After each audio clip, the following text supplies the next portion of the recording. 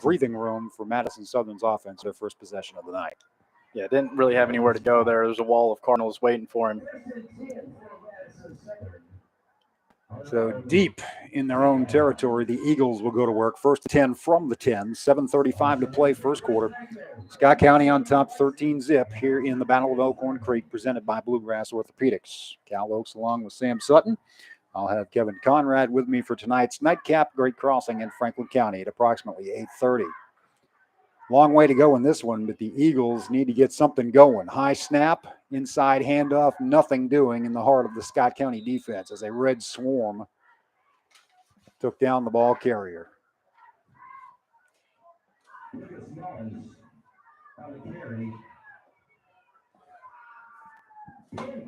Lucas Mullins, number 4, was the unlucky guy to get the ball there for Madison Southern, and he got nothing. Yeah, something I learned from a difference from last year is Jasante Harmon has moved inside to I'm not sure running at Jasante Harmon is going to be the winning strategy tonight. Trying to take over the production from Cam Keller from last year. I'd say he's going to do a good job. Not much time to throw for Ethan Moore, and he overthrows his man Taven Radar, incomplete. 3rd and 10 from its own 10. Madison Southern in danger of having to punt from close to its own end zone, and we know Scott County is adept at making things happen in that situation as well. So it's getting late early for the Eagles. Yeah, we just mentioned Jasante Harmon moving inside this year, but on a clear passing down, he's moved back out to the edge. I wonder if we'll see that a lot this year. You know, he's such a great rusher around the edge right there. Madison Southern still in the huddle, down to 8 seconds on the play clock, 7-6-5. They're going to have to call a timeout. They will get it off, barely, rolling to his left, the quarterback, throwing a duck. That's going to get picked. Despite the best efforts of Madison Southern to play defense on its offense, Paul Garner picks it off at the Madison Southern 38. Just about to mention Paul Garner. This secondary this year should be a very good secondary for Scott County, and it's led by Paul Gardner, number 4, a senior. He was huge last year, Cal, and I just expect nothing but the same as this year. Starts off the senior year with a pick, first possession. Cardinals smell blood in the water right now.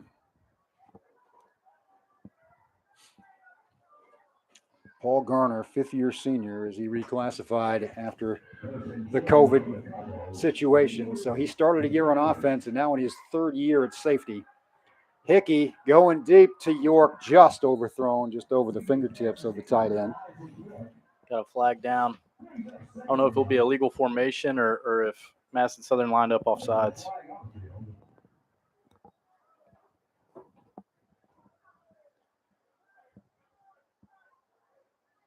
See what we get here, and that's going to be against Scott County. At a hold? No, it's a dead ball. Oh, it's the sideline. The old sideline warning. You're going to see that more than once. So the 2nd and 10 is no harm, no foul in this case. Just a cautionary tale to stand behind that white line. And, of course, there's still some people standing over it. It's amazing. 2nd and 10 for the Madison Southern 38. Scott County up 13-0 with the ball. Fryman across the 30 to the 26. Move the chains again.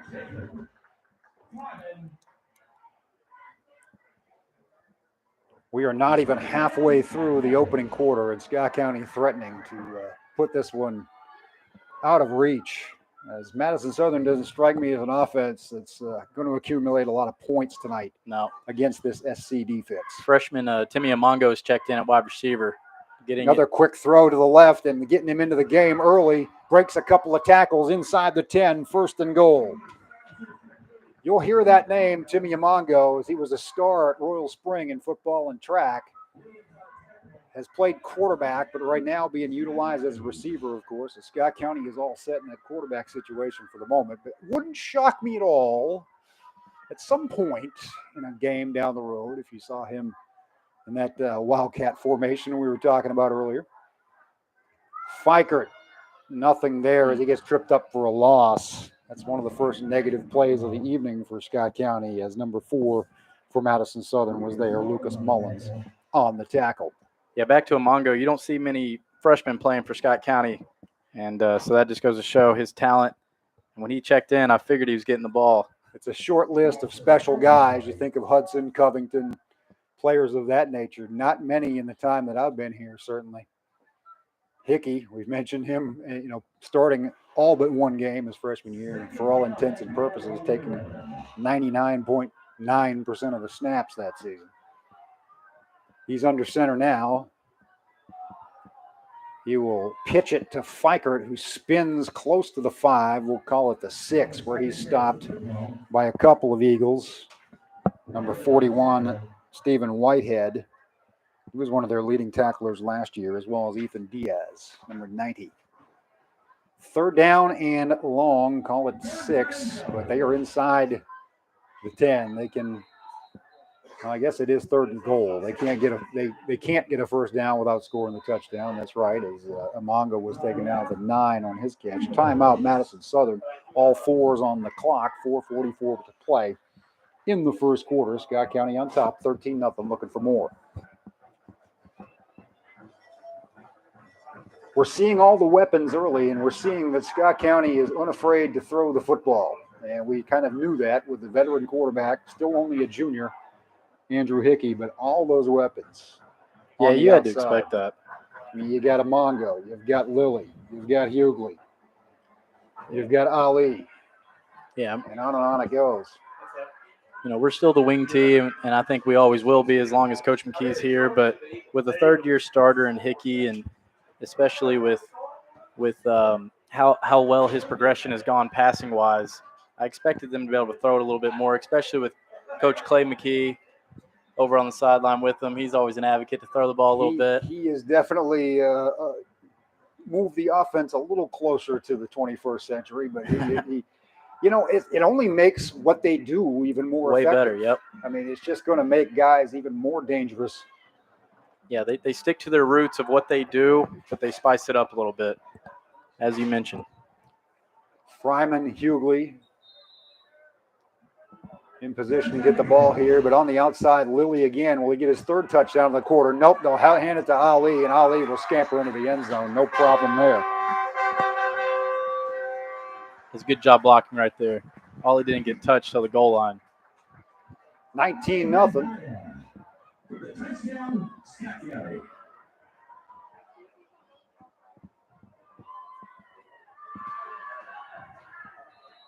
Doing a lot of damage on third and long tonight, as the last 2 touchdowns have been scored in that scenario. Tayseer will attempt the extra point. He made the first one. Second one went a little bit to the right. High snap here. They get it down, and he splits the uprights. 20-0. Scott County leads it.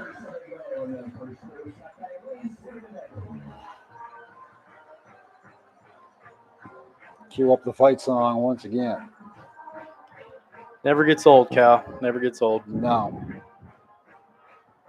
This year has the feeling of some special years that I was a part of early in my time here in Georgetown. You were a part of them as well. Yep. This team could score points at will, and I think Coach Monty's defense is just going to be really tough for teams to deal with when you got guys like Garner and Valencia, and the list goes on and on, who are multi-year starters. And we haven't even talked about Buddy Collins yet. He's already a D1 recruit. Jasante Harmon, D1 recruit. Jackson Dameron, I've heard nothing but great things out of him. He started last year as a sophomore at safety, and he had a good year. But I've heard this year he's taking it to another level, and he's just a hard-hitting guy that's going to come and meet you in that hole. We also might see him a little bit at fullback this year. The kick juggled at the 5, recovering it, but only getting back to the 20. And that's where the Eagles will start. Garner on the tackle along with Collins.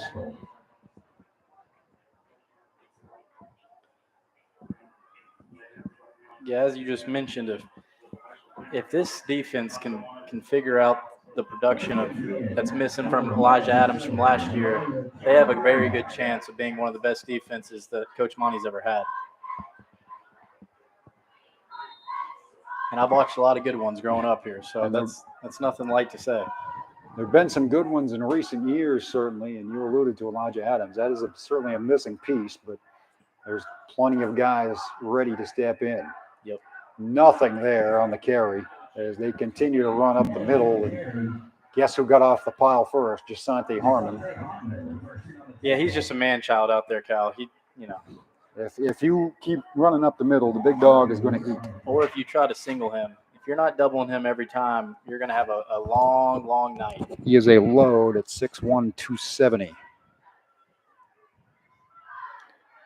A lot of mid-major D1 and high D2 interest in Santi. But that could go up as the season wears on, as he looks just bigger and stronger than ever. Second and long. Whitehead on the carry. He gets a little bit off the right side. Pushes the pile just shy of the first down. Call it 3rd and 2 from there. Yeah, he looks like a load out there. Sean Rowe was in on the stop along with Wands. Looked like Rowe kind of did him a favor. He was tackling him, but he pushed him forward about 5 yards. Dameron was there as well.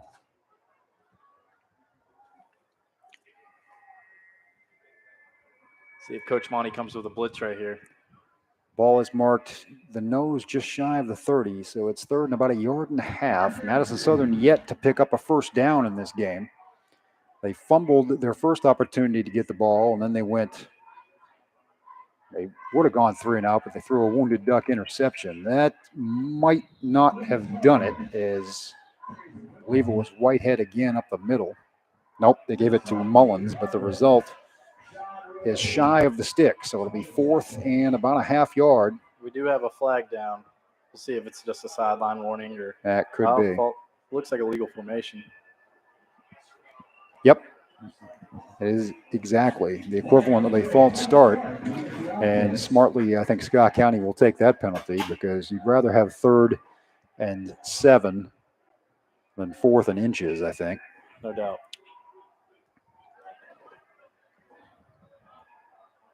Although maybe you goad them into going for it if it's 4th and inches, and you stuff them here, and then you really put this one away. Not that it isn't already. 2:46 to play in the first quarter if you're just joining us. 20-0 Scott County. There's a lot of weapons on that defense, Cal. We're talking about it a lot, but as I look down there, every position, I'm like, man, that guy's there, that guy's there. Should be a fun year. And if you can have a great defense with this offense, it's going to be tough for opposing teams. 3rd and 7.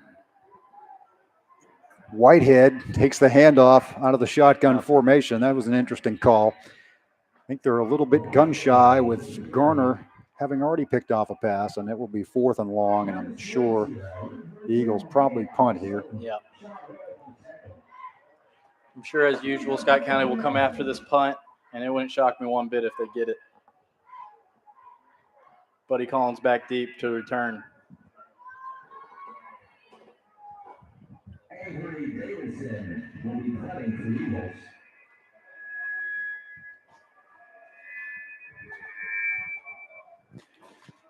Collins is a weapon back there.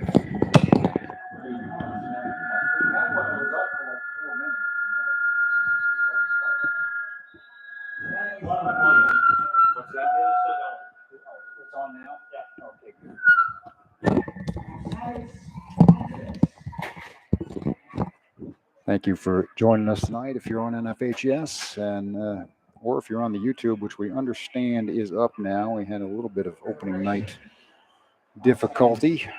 We'll get that straightened out. About 7. We're not going to be here every week because the home schedule is a little different this year for Scott County and Great Crossing, as both will be on the road quite a bit more than they have been in recent years. But this is the first of at least 7 different Friday nights in the regular season, and I'm willing to bet we will have several home games in November for the Cardinals, judging by what I'm seeing out there tonight.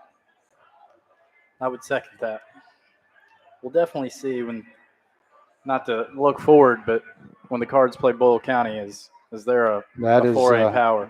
For sure the game of the year already on some people's minds. And flags all over the place. Ball's on the ground, but that play never got off the ground. False start. So we went false start, offsides, false start. They just continue to back up.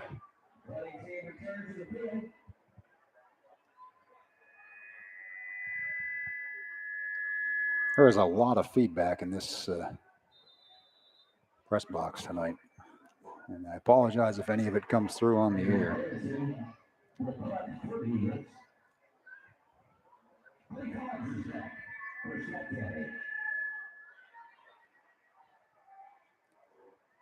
They get the snap off. They almost get it blocked as 3 Cardinals are right there at the punter's doorstep. It will take a hop, and once again, Scott County will start at midfield or better. It looks like the official is going to mark it at the 49 of Madison Southern. Cardinals already up 20-0.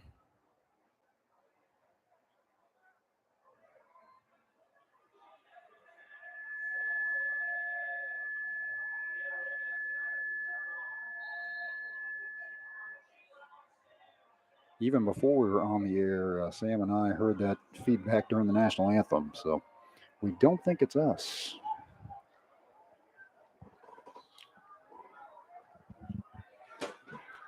First and 10 at the Eagles 49. Fryman on the carry. A little plunge there, gets a yard or 2, but not much.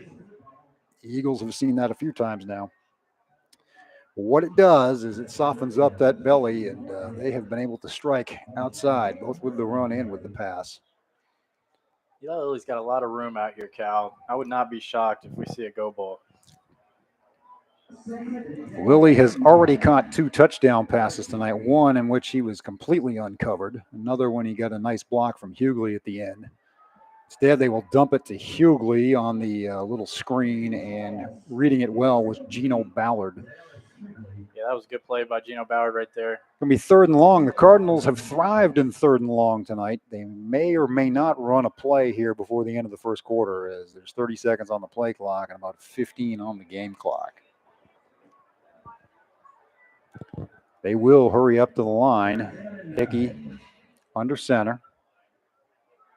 Fake to Fryman, give to Fikert. Fikert gets past the 45, but he's spun down there by Whitehead, number 41, and again, number 96, Jackson Rigby. That'll be the final play of the first quarter. Cards will have 4th and 5 when we come back.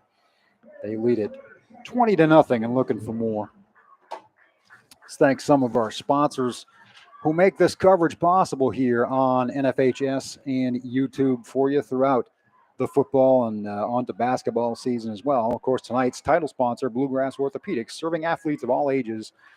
They provide all the sports medicine services for both Scott County and Great Crossing and countless other schools in the area. Georgetown News Graphic, of course, got to thank the mothership, Scott County's 24/7 news source. Proud to be starting my 8th year of high school sports coverage and college sports coverage with them. Galvin's on Main. Stop by Galvin's on Main after game or anytime. Over 100 items on that menu, and let's be honest, they're all great. They are a proud corporate sponsor of Bird's Nest Sports. Denise M. Keene, DMK CPA, certified public accountant for your tax and auditing needs. Chick-fil-A, home of the original chicken sandwich.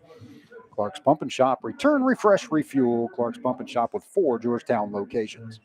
Georgetown Community Hospital, your health and safety remain their number 1 priority. Westbanco, by all accounts, better. Call today to learn more about the new Westbanco One account. Greens Toyota of Lexington, great people, great cars. Think Greens. Oster Paint and Flooring, your hometown paint and flooring connection. Scott County Veterinary Clinic, right across the way here at Bird's Nest Stadium. They love and treat your pets like their own. Come join the SC Veterinary Clinic family and Brett Halverson, your go-to Scott County Georgetown realtor. Thank you to all those fine sponsors. 4th and 5 from the 44. Scott County not even thinking about punt here. Split to the right, the only receiver. Fake to Fryman, sweep, lots of room, all kinds of daylight for Thomas Fikert. Touchdown, Cardinals, 44 yards. untouched What a play by on the Cardinals. 4th and 5. Just beautiful, just selling those fakes. Yep. And that's what Hickey just continues to do better and better and better every year. That's and what this offense is all about, Cal. If you can get those fakes down to what Hickey just did right there, and that offensive line gets their blocks, this offense is almost untouchable. Jabba with the extra point attempt, only 12 seconds into this second quarter. It's hard to tackle somebody when you don't know where the ball's at. And that is a problem that so many teams run into. You know, at the pre-bowl press conference, asked Coach Mark Payne about how different your preparation is when your first game is playing an offense that you probably don't see much, if at all. And he's like, you just get physical, and that's all well and good, but you got to read your keys, and if you don't, it's going to be a long night. Yeah, extra point is good. Those peak Scott County offenses, when they were so good, you could be a Scott County fan, you could be a Scott County coach, a player, you could be over there on the sideline, and half the time you had no clue where that ball was. First quarter stats were 124 yards to 8, so you can add 44 to that. So if you don't know where the ball at, you definitely can't tackle them. So great job by Scott County right there. You fake to Fryman, and double fake. You buy that. Fake to Fryman and Hughley. And then the one guy he didn't fake to had the ball.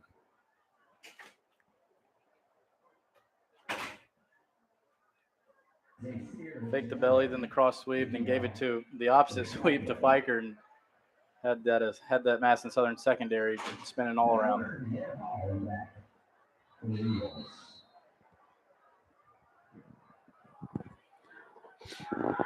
Cards will kick it off once again. Their coverage has been good up till now, and another stick. Justin Stevenson. Stevenson, these guys, that's another thing about their special teams, is it's guys who get right out there and play defense after they make that hit. That's, if you can get your full-time guys to be full-time and be that committed to special teams this early in the season when it's hot and sweaty, you got a special group. It's a difference factor. It's one of those things, sometimes teams put guys out there to try to get their feet wet, but sometimes they're not ready for it. And it's such an important part of the game at the high school level, especially. 1st and 10 Eagles at their own 27. The quarterback's going to keep it. He faked to Whitehead. He's got no room out there. He finally sticks his head down before Harmon puts him away at the 31. So a modest gain of 4, 2nd and 6. He did a good job making something out of nothing there, did the quarterback Ethan Moore.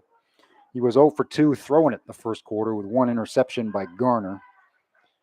Yeah, if you're Southern, you got to try something. You got to spread it out a little bit like that, a quarterback run, whatever it may be. You can't just keep handing it off up the middle and just hoping for the best. That was only Madison Southern's 7th offensive play of the game. Scott County has already run 20.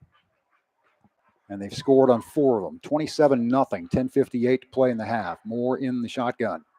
Claps his hands, takes the snap.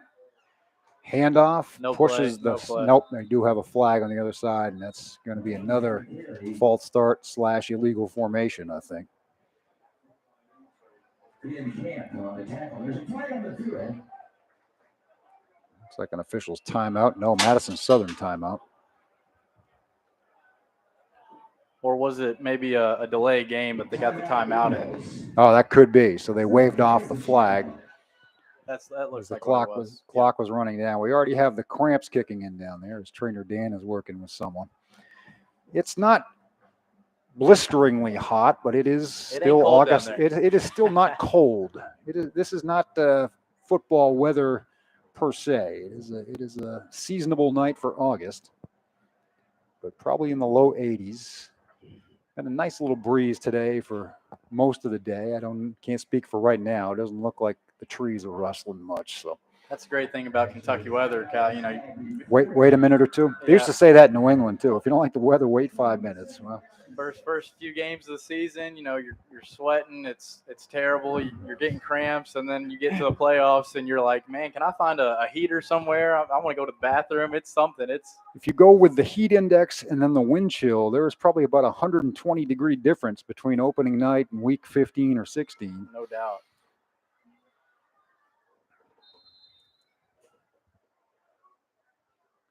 So they did get the timeout, 2nd and 6. Whitehead on the carry. Good, strong fullback for the Eagles. He'll be stopped 1 yard short of the stick. So Madison Southern still seeking that elusive initial first down of the night.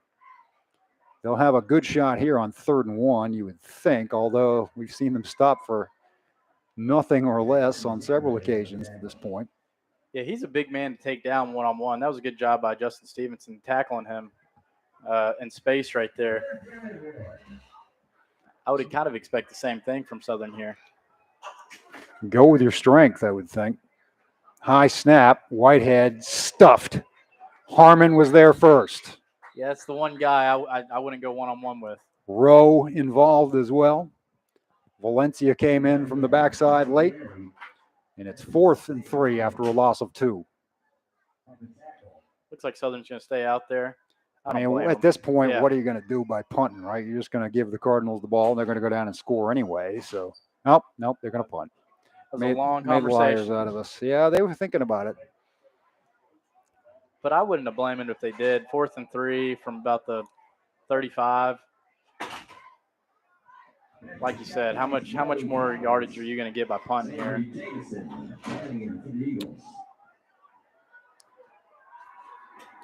First of 2 tonight. Great Crossing in Franklin County coming up at approximately 8:30. And I got to think that might be an actual 8:30 start, as this one's headed toward running clock territory pretty quickly. We have a timeout on the field as Fikert checking in. I don't know. I think Scott County only had 10 players out there. Yeah, the penalty on Madison Southern on top of things, delay a game, as we talked about that long conversation and it bit them. Yep. Got a punt now. Scott County will come after it more than likely, as they always do. They almost got to him last time. Just about did here. Wobbly kick. Takes a modest Eagles bounce. Now a pretty good one past the 35, and it will roll dead at the Scott County 33. So Cardinals have had better field position than that for most of the night, but we'll see what their offense can do, digging in their heels here with 9:05 remaining in the second quarter. Cardinals 27, Eagles nothing. Speaking of battles of the birds, we'll have one next week. Friday night, it's in the traditional 7:30 time slot. It will be Scott County and Great Crossing getting it done in week 2 this year. That game's been all over the map. Between year 1, it was week 1, and then they tried to move it later as it was a district matchup. In the COVID year, I think it was earlier as well, but it will move to its traditional spot in week 2 where both teams can get it out of the way. They live in different classes now, so they can move on with their lives and not have to worry about each other. A couple of times they've met in the playoffs or been on a collision course to do so. Yeah, you got to keep that game, though. It's too important to the community. Hickey quickly, that quick throw to the left and the right side. In this case, it was the right side. Isaac York getting involved for the first time. He threw a pass to him earlier that was just overthrown, and Hickey hasn't had many incompletions on the night. And this has been a very balanced Scott County offense. That's his 7th throw of the game. He's 5 for 7. Fryman, not much there, but he leans forward and gets to the 40. So he made something out of nothing. Yep. And it will be 3rd and 4. So a manageable down and distance, although we've seen 3rd and long be good to the Cards tonight on multiple occasions. York's another guy that had a very good year last year. That second leading receiver, I believe, in terms of catches. That the offense is looking forward to taking another big jump. So we'll see if he's looked at right here on 3rd and manageable. Little hard count there. Almost got Madison Southern to jump. Hickey still trying to use it. Now the play clock ticks down to 10, and McKee will get a timeout. I think that was just by design to try to throw the Eagles off. And if it didn't, they were going to call the timeout and talk it over. 7:59 to play, second quarter. 27-0. Scott County well in command here of this season opener. As we said, 11 wins last year, got back to being Scott County again. It wasn't like they had gone anywhere. As the year before, that 6-6 record, the strength of schedule was second to none. But they played the same teams last year and got a lot of revenge on that tour. Now motivated by a third-round playoff loss coming into this season. Pretty stout on both sides of the ball in terms of experience, and so far it's showing tonight. Yeah, but as you mentioned, that 6-6 season, just that's not the Scott County standard. They're back to where they were, and what was it? Something crazy like 15 straight years or something there like that. There were a lot of wins. years of double-digit wins in a row, at least a dozen. Yeah, it was something crazy like that, and they got back to that last year. And I think you're right. I think it was 15. I think 2007 they lost to Shelby County in a wild game in the playoffs, and that might have been the last time. As long as I can remember, and so that should say something. But last year they got back to that point, and this year they look to do the same. Got past the second round of the playoffs for the first time since 2018, and they're very thankful not to see Douglas on the schedule anymore. I was about to say. Freddie has moved up to 6A. Great run by Fryman. Just the second, third, and fourth effort to get to midfield for Fryman, a gain of 10, and the Sticks will move with 7:51 to play in the half. Yeah, I was just about to say that had a lot to do with Frederick Douglass not getting past the second round a lot. You know, if they play anybody else, they probably go deep into the playoffs as they had the previous, 8-10 years. So like you mentioned, it's a great thing. We don't have to deal with them anymore. I feel like Fryman's had tough sledding tonight, but he's already up to 47 yards, and we've still got a way to go in the second quarter rather. Play action all day for Hickey to throw. He completes it to Lilly, who's taken down just shy of the 40. He had to come back to complete the catch and probably lost the first down as a result, but second in inches. He almost had too much time there. A little indecisive, but good catch by Lilly. You'll always take a gain of 9 on first down. Hickey 6 for 8 through the air, 2 touchdowns, both to Lilly. Second and half a yard at the 41. Hughley in motion. Got a bet on Fryman here. All kinds of room for number 39 across the 30, a gain of a dozen. Scott County on the move again. As we mentioned, once those fakes start moving, once the ball starts getting to the outside, they have no clue where it's going, and it opens up plenty of holes right there. As the only person that even saw Fryman have the ball was the safety. Cardinals up 27, zip looking for more. Hickey hands off. Fikert, no, not Fikert, it's Ali again. It was a good patient run there by Ali. He kind of watched his blockers do their thing and then made his move and got to inside the 22. So another gain, strong gain on first down. Call it 8.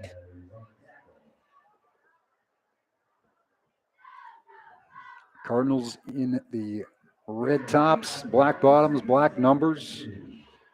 Not as hard to read as they would be after dark here in the 6 o'clock game. They're moving from left to right on your dial. Hickey faked the throw and then handed off to Fryman, who busts ahead for the first down to the 17. Fryman doing what you want your fullback to do in that wing T offense. Yeah, you mentioned, we didn't think it was going to be much, but he was already at around 50 yards or so. But that's just a Scott County fullback, man. You don't think they're doing much, but every play you're getting 3, 4, 5 yards. That starts to add up. Persistence pays, and eventually you soften up the defense and you see all kinds of space because they've got to respect everything else you can do. Timmy Amon goes back in at wide receiver. Let's see if they try to get him involved. He's the only split end on this play. Hickey will look downfield to him. Kind of an arm bar from Amongo.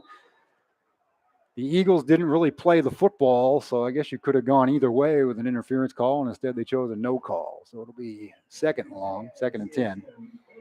Well, they did go after him. When Amongo's on the field, you kind of got to know that he is involved in the play somehow at this stage. It didn't really seem like the timing was there, but you got to expect that. First game, freshman out there, they'll get it down.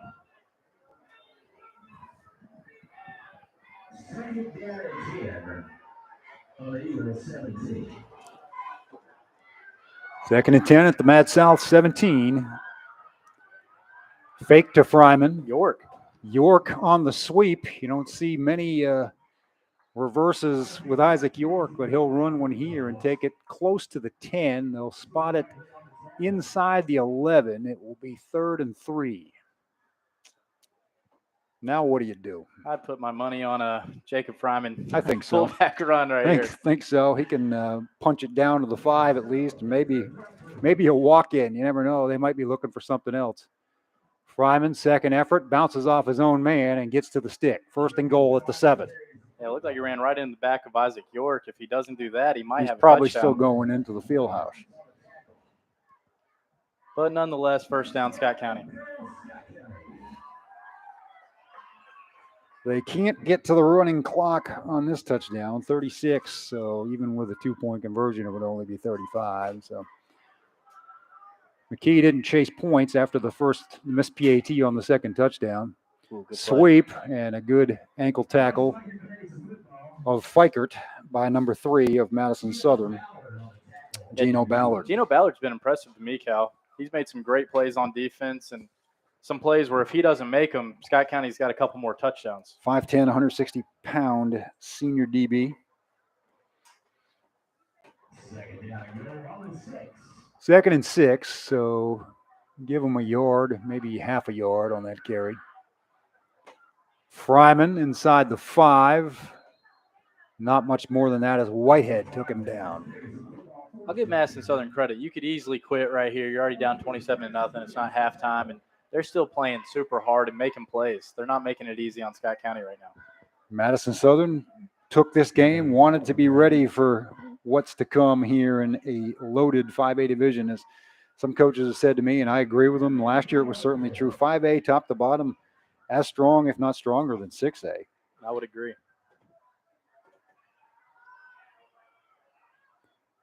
Toss to Fikert. He has the angle. He has the pylon. He has the touchdown. 3:20 to play in the half. And Fikert is in the end zone for the second time. Yeah, the toss was a little bit behind Thomas right there, but once he got it, the only question was could he beat him to the pylon right there, and he did. Great effort by Thomas Fikert there. What a great kid. He is definitely someone they're counting on for that leadership. You know, you graduate leaders every year, and Coach McKee talked about Garner and Fikert, Harmon, Valencia, the type of players he's expecting to step up and needs to have step up in that regard. And those are all good ones. Fikert, you can count on it. Multi-sport guy. Pretty much everyone you just said is multi-sport. Is a multi-sport guy. You know, Valencia baseball as well as Fikert. Garner, of course. Kick is good by Tayseer, 34-0.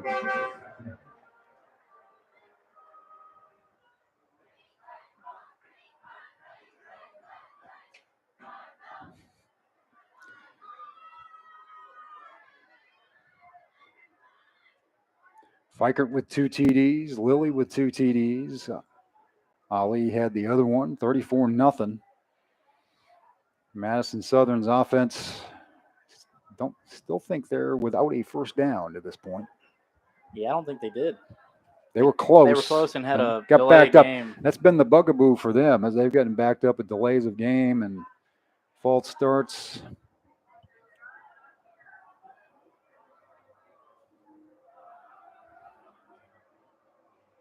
Really, the defense hasn't even been out there that much. So you might be worried about, are they going to take a play off here? Are they going to be lackadaisical? But if you're this defense, you really haven't even been out there. You want to continue to go out there and show what you got. They're eager to be out there. Kick taken at the 10. Great and play. Smothered at the 20. That Justin Stevenson again. As long with Jaden Fields right there, both of them on the attack. Special teams has not let Madison Southern get a good start to its field position, and one time they forced a turnover as well, and that turned into points. Eagles have not had a first down, have not crossed midfield, have not passed go, have not collected $200. And they trail 34-0.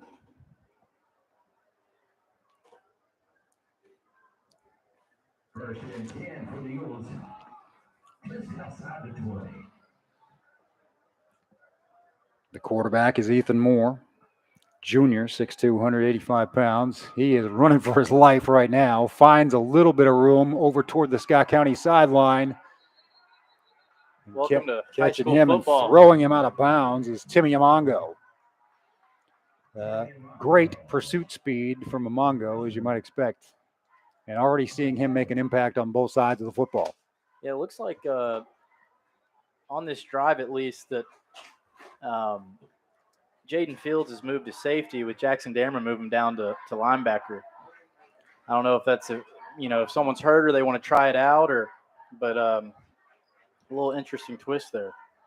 They do have some interchangeable parts, although one thing that Coach McKee likes is the number of guys on this defense and Coach Monty McIntyre's defense that have played that same position and been starters at their same position for 2 and 3 years. As I mentioned, Jackson Dameron's a headhunter, so getting him closer to the line, I don't blame him one bit. We have a whistle and a Madison Southern timeout with 2:51 to play. It'll be 2nd and 6 when we do come back. Eagles trying to get anything going here in game 1 of the Bluegrass Orthopedics Battle of Elkhorn Creek. Let's thank more of our sponsors. Steve Skierman, Kentucky Farm Bureau Insurance, ready to meet all of your insurance needs. Burger King, home of the Whopper, with 2 great Georgetown locations. Domino's Pizza. Come check out Domino's new Georgetown location on the corner of Champion Way and US 25. Sword Performance, the official hydration product of both Scott County and Great Crossing Athletics. Pick up a Shield drink at any Clark's Pump and Shop today. Jersey Mike's. They offer a sub above. Come see them at their, it says new location in Georgetown, but it's been there a couple of years. BMT Maintenance technicians are factory trained and certified to serve an extensive variety of commercial HVAC, cooking, and refrigeration equipment. Give them a call today. Kroger Hometown Pickup. Get in, get out, avoid the long lines, no waiting. You can take care of your groceries without ever having to go in the store. Go to Kroger.com for more information. Dan Cummins of Georgetown, home of the lifetime powertrain guarantee. Come see us. Come see them for a Dan Cummins deal in Georgetown or Paris today. Oh, it's false start. Yeah, Moore clapping his hands, and the snap didn't come, and players were moving, and they will back up 5 more yards. That has become a habit. Cal, even with the early start, the Scott County people just never amaze me. Another amazing crowd here tonight. The traffic was not good getting not. here. Just, football for Scott County in this community is just so important to these people, and I'm glad that it's continued even with the split. Good, decent crowd across the way. Don't know how many of them are Madison Southern and how many are early arrivals from Franklin County as Stephen Whitehead gets stacked up for another loss. Looked like Paul Gardner got in there early. That was a good Garner tackle. did. Someone's on his legs. I don't want to not credit him. Yep, Jacob Blair, and good to see him back out there as he definitely. missed almost all of baseball season with some medical issues, and glad that he is back out where he belongs. And as one of Scott County's leading tacklers last year, he is certainly a welcome presence. Great to see. Good kid, great baseball player. I hate that he had to miss his whole junior year of baseball pretty much, but like you said, glad to see him back out there, and hopefully he has a great senior year. Tough situation. I guess it was pretty well known out there. Kind of a dizziness or vertigo or whatever you want to call it. Made it tough to stand at the plate. Couldn't really get out of it. Moore rolls to his right and throws deep. He's got a man down there, and they do have that elusive first down. Eagles with a big gain to get out of their own end there. Number 40. Preston Williams, the target.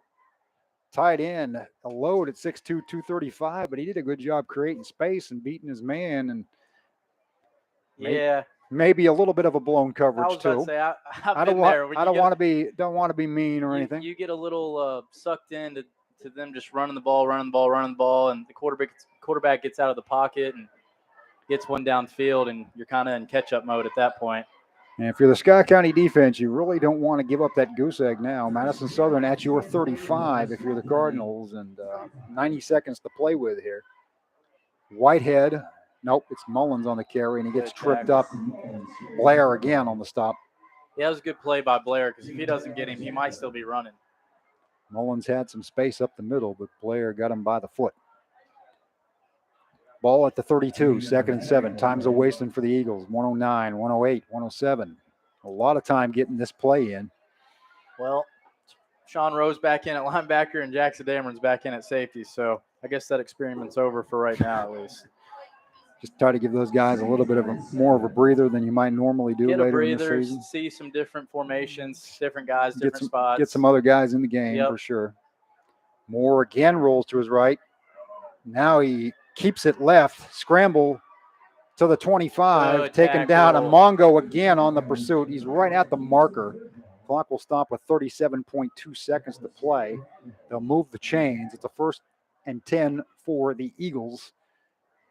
They'll actually mark it at the 24, but now the clock restarts. They are out of timeouts. Cardinals have one that they're sure not going to use right now. The Eagles in hurry-up mode, 24 seconds. Ethan Moore, the quarterback, calling the signals. Now under 17 seconds. Again, the rollout. They're holding Harmon. Throws it away. Rowe came in to apply some pressure, and Moore just got rid of it to stop the clock with 9.8 seconds to play. Yeah, Madison Southern wasted a lot of time right there. I understand you don't have timeouts, but you finally get into Scott County territory. You have a chance to score before the half, get some momentum a little bit, and they just that week one thing where you're still just getting back to that level of urgency, controlling the tempo. Yep. But incomplete pass. They got 9.8 seconds here. I would expect them to throw a couple balls to the end zone, at least one ball to the end zone.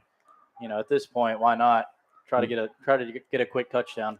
You've got Garner, Amongo back there. Now Garner will cheat up the line of scrimmage a little bit. Moore will throw it to the left. He had Amongo in single coverage, and Amongo got knocked down by the intended receiver. It was well overthrown. No call there. 3rd and 10, 4.7 seconds. So probably time for just this one more play. Yeah, even if that ball was catchable, I couldn't see it how they would call that on Timmy. The receiver kind of pushed him down. It would have been offensive if anything. Right or short, the intended receiver. I was going to say, maybe they have a great leg out here, maybe go for 3, but looks like they're going to just go to the end zone. Probably one more a time. 46-yard field goal is not in their playbook. Yeah, not in high school football, but you just never know. Very few. Cheboyle County coming in for the pressure and getting the sack essentially. They met at the quarterback, and Harmon's down. You hope that's just fatigue. Him and Stevenson. I think they ran into each Harmon other. and Stevenson collided, and that is not what you want to see on the last play of a 34-0 first half at all. And especially with 2 of your best McKee players. trying to direct the traffic and send his team to the corner for the halftime talk. It's like Trainer Dan maybe working. Hopefully it's just a cramp, but that's a very bad cramp if it is. Yeah. That would be such a tremendous blow to Scott County. It would be a devastating loss for any length of time. Obviously, it isn't going to affect tonight's outcome, but he's a player you need going forward, obviously. Hopefully it's just more of a scare than a real injury. Because it does look like they're working on his leg. Steve, as you mentioned, Stevenson and him collided at the quarterback.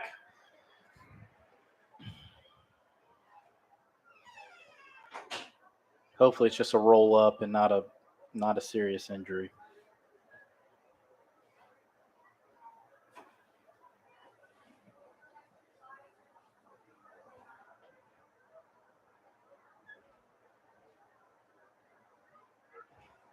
Man.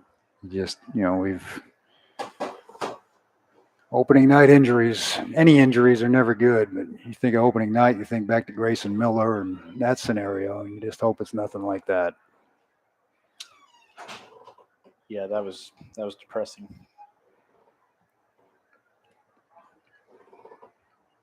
He's obviously in some pain. I didn't see if his leg got twisted up or what happened.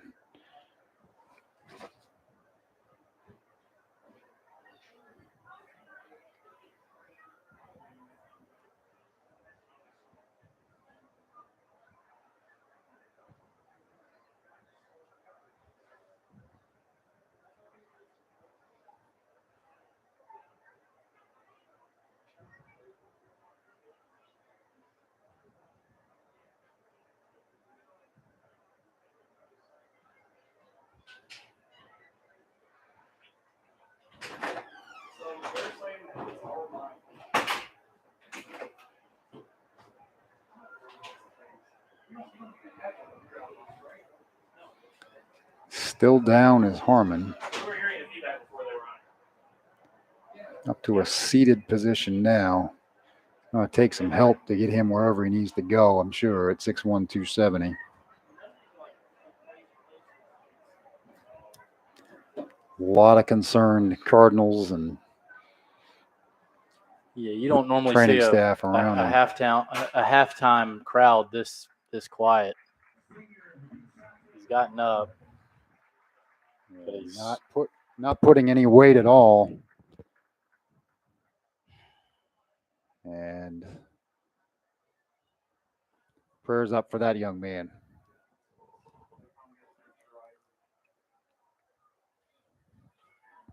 I'm sick. Yeah, it's just not a good way to end an otherwise celebratory first half here on opening night. I almost can't hear myself now.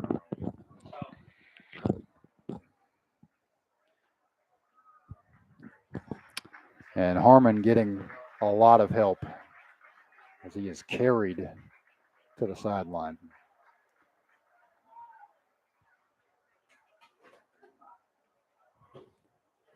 And you've been through this as a player and seen it happen to other players, and it's a brutal game, and the term is next man up, right? It is, but easier said than done. It is, and when it's a kid of that caliber and a player of that caliber, you just don't ever want to see it. It's as I meant, it's just depressing, man. It just takes all the air out of the stadium.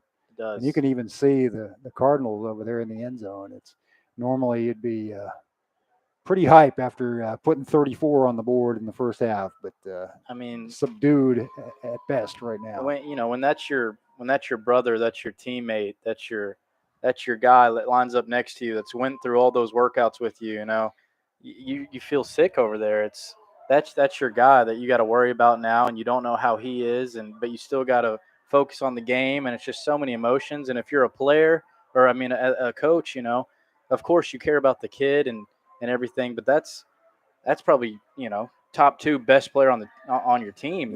Not only are you losing a great young man if he's seriously hurt, but you're losing one of your best players and leaders, heart and soul of that defensive front. So all around, and that doesn't even go for the fans or his parents and family. It's just a terrible situation. Hopefully to God, like we said, it's just more of a scare. He had a roll up, maybe a bone bruise, something like that, where he'll be good. But if it's something serious, we can only pray for him, and just not a good sign. And it really sucks that it happens with the last play of the first half. He probably wasn't going to play much in the second half. A game that's completely in hand now. It can happen at any time. It can happen in practice. So it's just one of those things. Here at the high school level, they've gone to kind of what the colleges and NFL does with the medical tent. So the BGO sports medicine blue tent is where Jasante is right now. There's a lot of people that are concerned. As Scott County's principal, Miss Gabehart, she just even came down to the tent to check on him. He's a great kid and a great player, obviously. So those are obviously the ones you definitely don't want to be injured. And nothing worse than seeing it happen senior year, for sure. Especially when you're fighting for scholarships and as good as we think this team can be, fighting for a state championship. That's all that goes through those guys' minds, man. Our coaches can say what they want and all that. It's not about winning championships, but it's a clear message. When you play football for Scott County, the expectation is to win, and if you win every game, obviously you're going to win a state title. So that's all that goes through those guys' minds is win, win, win, and that's what you do all that work for. So for it to happen first game senior year, that's really tough. But Scott County band out on the field now.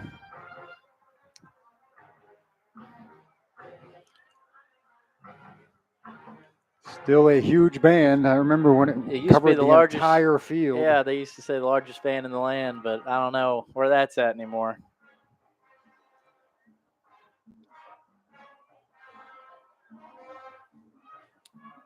Game 2 tonight will be Great Crossing in Franklin County. It will start probably on the other side of 8:30, although this one may go to a running clock Yeah, it looks fairly quick in the second half. I mean, we can see Franklin County over there. They're already in full pads. I don't know if they think the game was over. Or... They showed up. I saw their equipment truck roll in about 2 minutes into this one.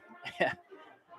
And that's fine and all, get here a little early, but it's just the opposite of what we're used to. We Right. always see McKee roll up about 40 minutes before the game Yeah, with the bus. we do that definitely on purpose. But I've never seen a team be full padded up, this early.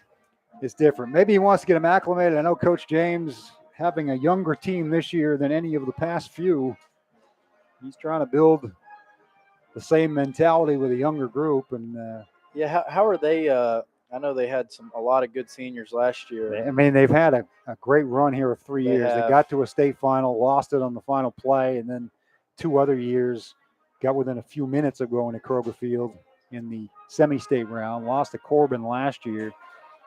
I think a lot of those guys have graduated, and it's a matter of I know who's Mormon ready. graduated. Who's ready to step up.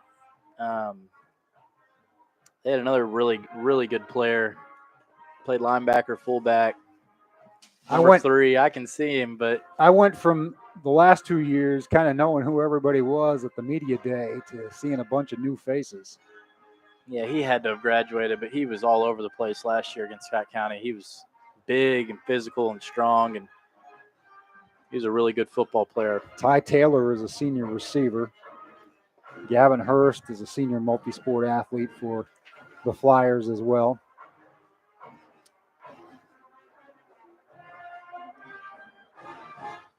Looking forward to next week. Yeah, that's going to be Battle of the Birds for the 7th time in 6 years. It's crazy it's been that long. There have been 6th time. I stand corrected. 4 previous regular season matchups and then a playoff.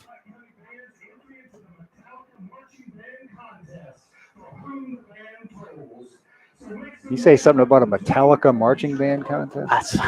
That's what I mean. Metallica had the orchestra record there. Those are your many people, years aren't they? ago, but not to do marching band would be quite a thing.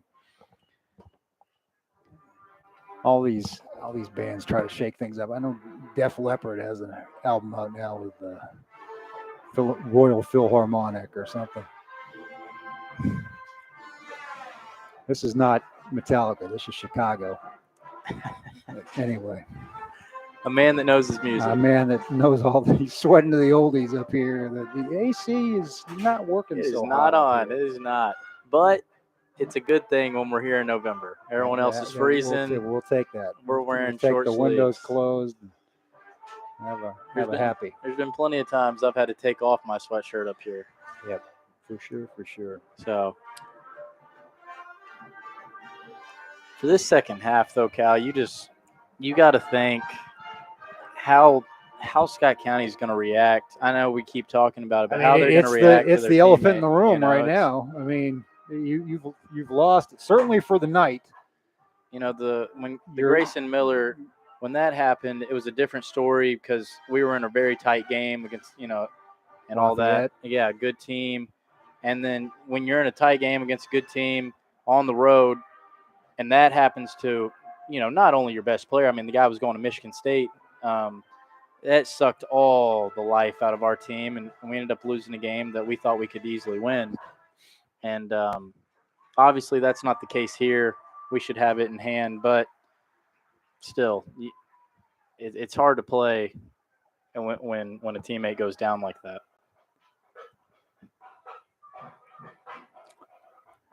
It is the reality tonight for Scott County as they will be dealing with life without Jasanti Harmon for the second half here, certainly at least. If you just joined us, he had to be carried off the field after the final play.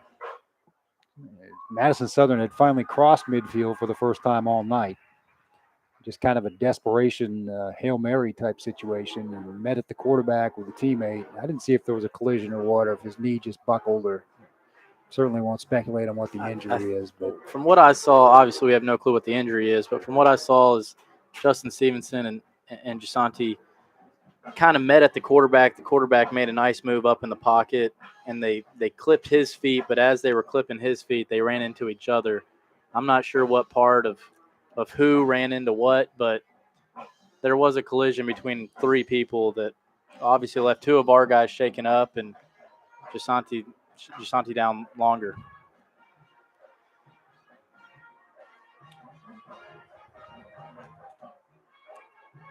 Cardinals have to keep their attention to detail. It has been strong on both sides of the ball, all three phases actually, as a big special teams play shook things up early. Helped the Cards score twice before Madison Southern even touched the football. Let's go over the first half stats. Jacob Fryman, 12 carries, 74 yards. Andrew Hickey, 6 for 9, 69 yards. Nice half for him, 2 TDs. Eli Lilly caught both of those, 3 catches, 46 yards, and then he spread it around to Timmy Amongo, Isaac York, and Ellis Hughley, each with a catch. Ethan Moore for Madison Southern hit Preston Williams with a 47-yarder on that last drive. That was their only completion. They're only one of 2 first downs. They got one after that as well. Stephen Whitehead, 5 carries, 10 yards. Ethan Moore been running for his life back there at quarterback. 4 attempts, 6 yards. Lucas Mullins, 3 for 3. Jasanti Harmon was the leading tackler in that half. He had the only sack. 3 of his 4 tackles were for loss. It is impossible to overstate what a loss that would be for the Scott County defense for any length of time. Timmy Amongo got some good action on both sides, a couple of stops. Justin Stevenson, as you mentioned, Jackson Dameron. The list goes on. Garner with an interception. Okay. I was going to say, I'm not sure why they have Garner 0 for 0 and they have Valencio. I don't understand that either. But I'm pretty sure we both saw Garner pick off. Garner definitely got a pick. Fumble recovery credited to Luke Valencia, maybe? Or was that Antonio Fry? And that was Antonio Fry, and they credited that to someone else too. So I think Luke might have been the forced. I think he might have forced it. I think you are correct, as he is a stickler down there. That's a guy, man, that just no one really brings up. And then you look down on Friday night, and he's got 2.5 tackles for loss, a sack, a forced fumble, and he's just one of those guys that you might not talk a lot about, but if he's not there on Friday night, you're definitely missing him. You talk about his leadership and Paul Garner's leadership, and certainly they've got to step it up even more now in Harmon's absence for whatever length of time. Yeah, as good as this defense is, a lot of that has to do with the leadership of Jasanti, but as Paul Gardner, you're a senior, you're the leader of that secondary, Wands and Sean Rowe and Jacob Blair, you guys are all older guys. You're in the middle there. You got to take over. You got to be a leader. Obviously it's horrible what happened, but hey, we still got football to play. We still have a season. We still got to lead this out here. So, you got to hold your defense accountable and get them ready to play.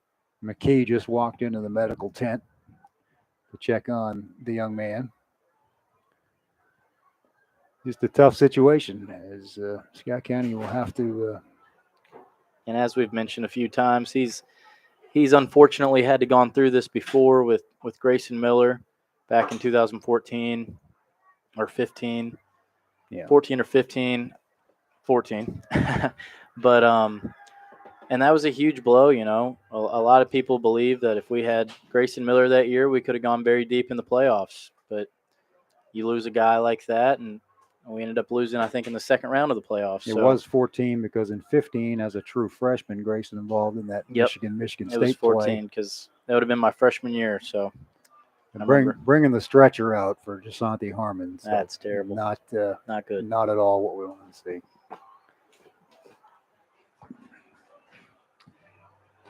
Usually, if it's an injury, you can wait and have it addressed tomorrow or later on, but this is something different. Prayers up for Jasanti, certainly. 34-0 Scott County. Be back with second half action momentarily. Want to thank a couple more sponsors we haven't had time to mention. U.S. Army Frankfurt Recruiting Office. Benefits for now, security for your future. For more information, visit goarmy.com or contact your local recruiter today at 502-223-1147. And American Mini Storage. Stop in and see their new state-of-the-art storage facility on Paris Pike. Let American Mini Storage be your go-to for all your storage needs.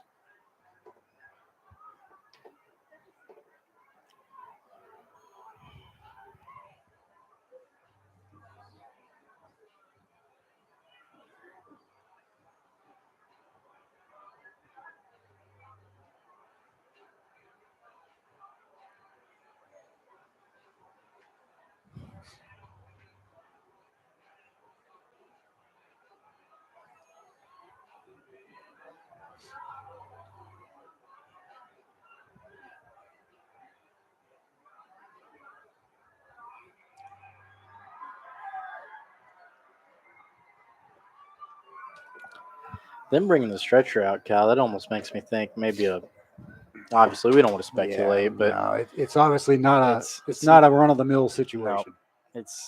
you wouldn't think it's a ligament either. No, That. no. And anytime they transport you, I mean, it's probably It's normally not a walkable it's situation. probably something where it's going to be addressed ASAP. God.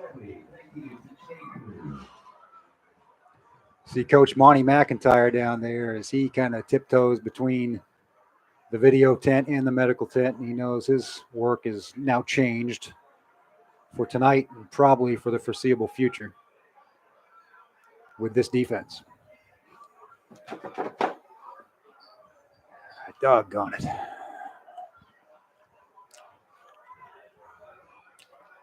So many expectations, hopes for this team, and certainly they're still in play, but it's going to be a tough one to bounce back from quickly.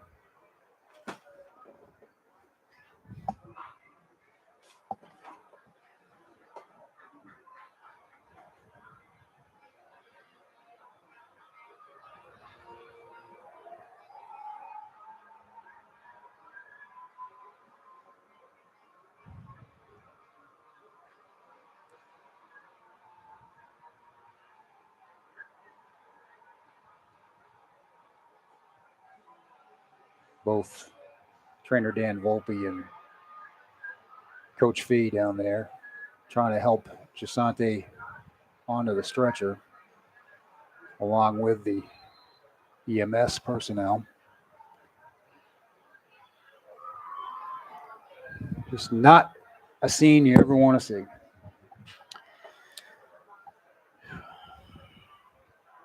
Just a terrible sight.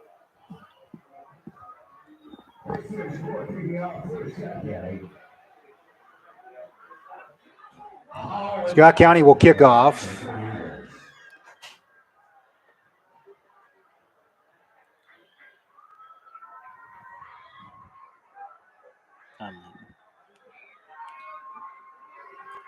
And we will try to get back to business, but it ain't going to be easy.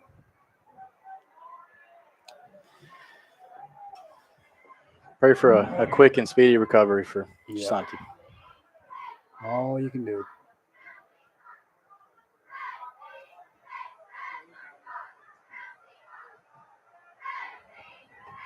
Ball's in the air. Madison Southern catches it on the fly at the 10. Return to the 25 by number 3, Gino Ballard. He's been the name we've called the most for the Eagles tonight. Puts them in their starting position here for the second half. They have not started in good field position at all. Didn't have a first down until the final 90 seconds of the first half. And they trail 34-0.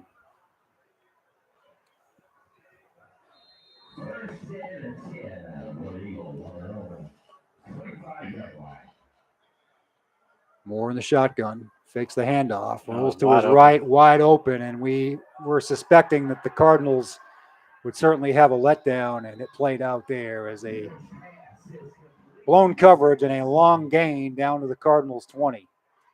Well, 55 yards.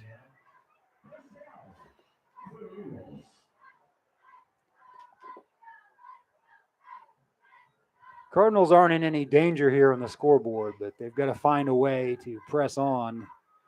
And again, easier said than done.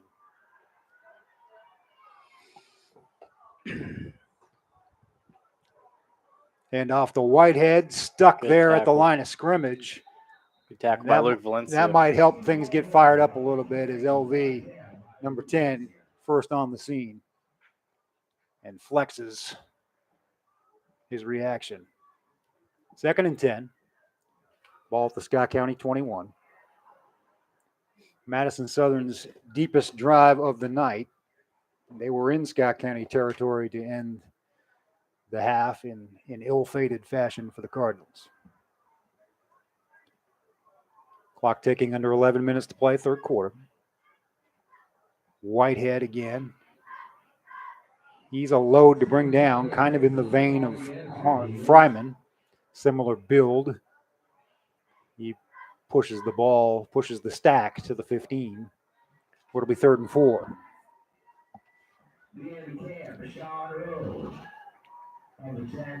First of 2 tonight here at the BGO Battle of Elkhorn Creek. Great Crossing in Franklin County coming up later. Next week, Battle of the Birds, Scott County Great Crossing, 7:30 right back here.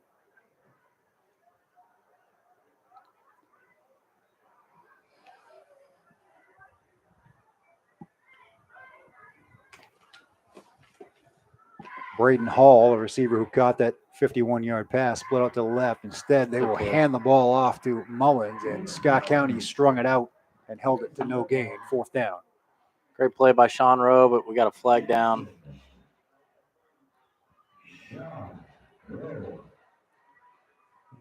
Sun is getting to that point in the sky where I wish I'd brought my prescription sunglasses with me. It is hard to see anything over on that side of the field. Face mask. Well, that negated the great defensive stop there. We'll give Madison Southern a 1st and goal. I don't really see anybody arguing, but from our vantage point, I don't really see a face mask. I admittedly didn't have much of a vantage point seeing everything being played toward that sideline with the sun in our eyes. Takes it all the way down to about the 7-yard line. Yeah, just shy of the 7. It was on the 15, half the distance. So call it the 7.5. 9:56 to play, 3rd quarter. 34-0 Scott County.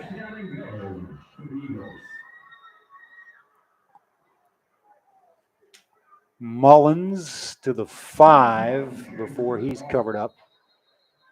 It'll be 2nd and goal. Jackson Dameron, Luke Valencia in on the stop. Madison Southern trying to take advantage of the situation here and get on the board as Scott County has come out a little bit flat, understandably, on defense in the 2nd half.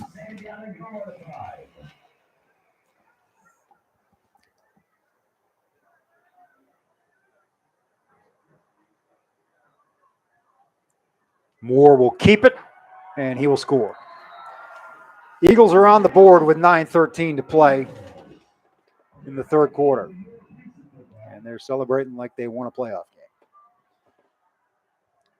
But good for Madison Southern as they drive the length of the field. 75 yards, most of it on one pass play. Yeah, a pass play and a personal foul. But, I mean, it's hard for us to commentate up here. You can imagine how hard it is for those guys to play right now. Cannot even put myself in that place. To see one of your most valuable teammates, and as you said, on and off the field, carted off, wheeled off, transported off. It's too much. They'll line up to kick it, will the Eagles, coming in for the block and running into the kicker, and they will get at least a 2nd opportunity. Looks like he made it, I think. Maybe they'll just decline it, or maybe they'll mark it off on the kickoff. Don't know how that works if you make the kick.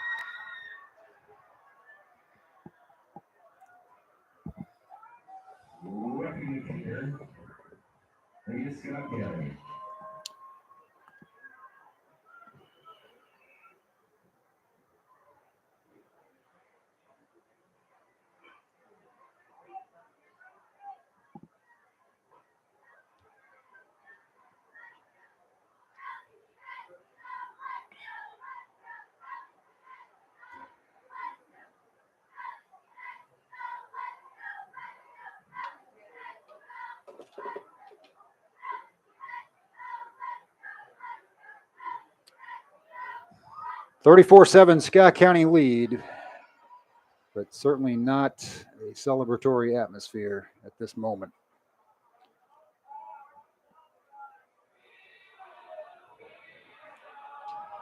If you're just joining us, Jasante Harmon out for the rest of the evening, and looks like certainly longer than that, with a serious enough injury that he had to be taken away in an ambulance. Lower body injury is all we can tell you. Looks like they had his knee wrapped up in a splint, or at least lower leg, we should say.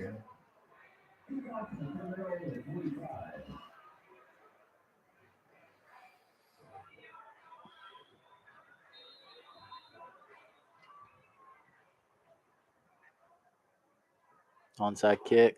Surprise onside, probably not a surprise. The Cards will take it the other way. This could go Brett Owens along the sideline. Owens it's another freshman for the catches Cardinals. it on the fly. He's one of the 2 or 3 freshmen on the varsity roster, making his presence felt with a return of about 40 yards to put the offense back in business.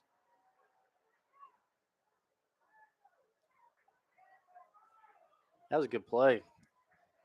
Not only did he pick it out of the sky, where if he doesn't get it, Madison Southern probably gets that onside kick. Then he returns it a good 30, 40 yards right there.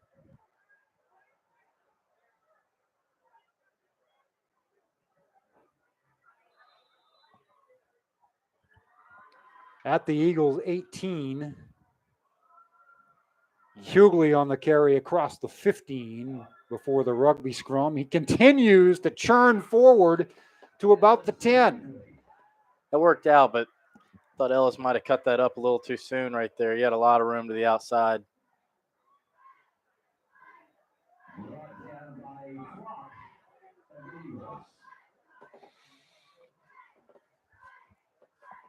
Second and 2 for the Cardinals at about the 10. Fikert in motion. Toss to Hughley. Hughley cuts it back inside. Now he bounces outside again, inside the 5, down to about the 4. That was a good patient run by Ellis. Move the chains, 1st and goal. Let his blockers get out there and then picked a side. It was a good, hard run. Tough yards. Got down to 4-yard line here. Scott County offense in the last few minutes probably has had a lot more put on its shoulders for a while. We'll see how they can cash in here. There's a flag. Dead ball foul, false start against the Cards. They'll march it off 5 yards back to the 9. 8:07 to play, 3rd quarter. This one's well in hand, 34-7, but Cardinals feel like doing just about anything but playing football right now.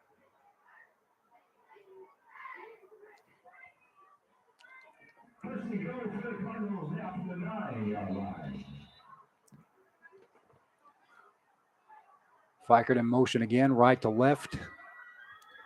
Hickey, toss to Ali. Ali cuts it back inside, looking for his 2nd touchdown of the night. A helmet comes flying off. It's a Scott County helmet.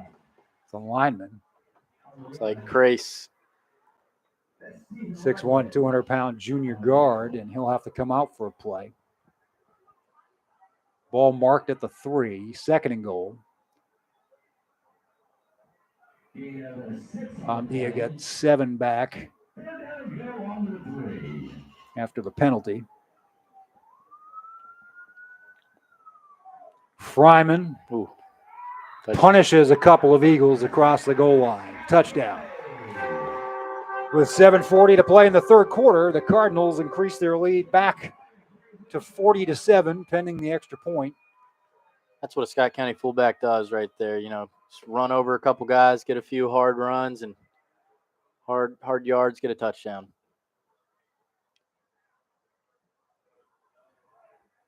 Caden Drumheller will hold it for Tayseer Jobber.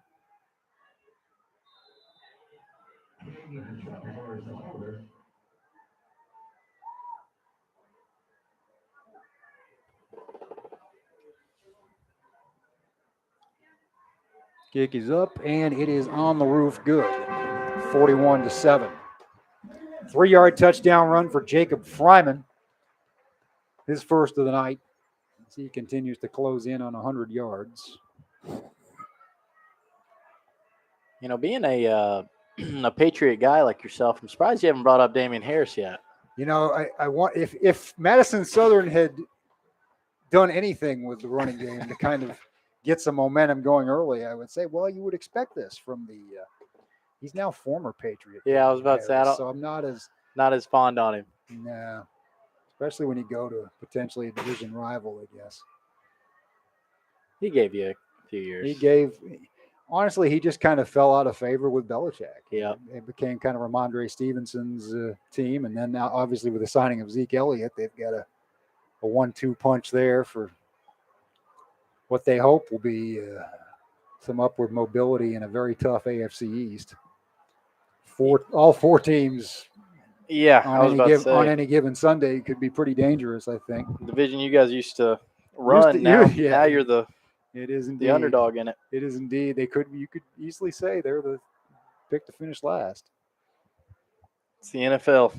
That kick goes to the goal line and into Called the it end zone dead. for a touchback. Is coughed up by Mr. Ballard. Doesn't really matter right here, but I mean, if he touches that outside of the goal line, then it goes in. I mean, Right. I don't know how that's a dead ball. I thought he touched it. Yeah, I did too. I mean, I thought he tried to field it on the 1 or 2, and then it went in. But At this point, whatever. Let's get a stop, get another touchdown.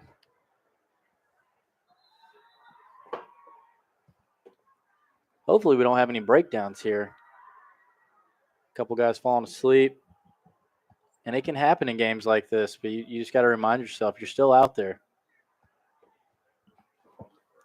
keeping it as Moore up to the 24. We're stopped by a flock of Cardinals.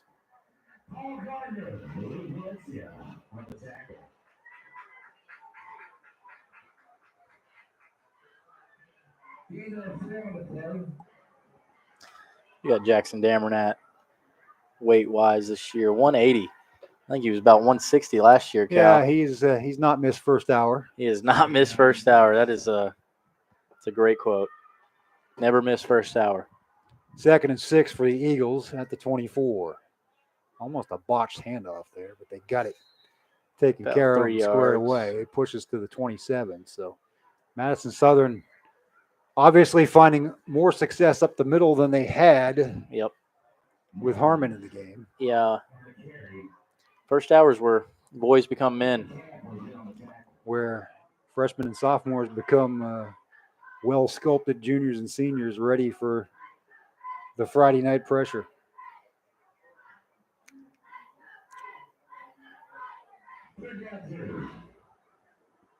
Third and 3 for the Eagles. Not in any hurry. They've probably accepted the result of this game. They just want to get something positive going. They have done so here in the third quarter with a touchdown. Ooh. Stop shy of the 30, not by much. Let's see if they give it to him. I don't. It is just the nose of the football off the 30, so it's 4th and inches. I suspect they'll go for it. Yeah. Truly a what have you got to lose situation. Right. If you're Scott County, though, you still got to watch the ball here. They'll probably try to get a quick one on you. Quick, easy 5 here.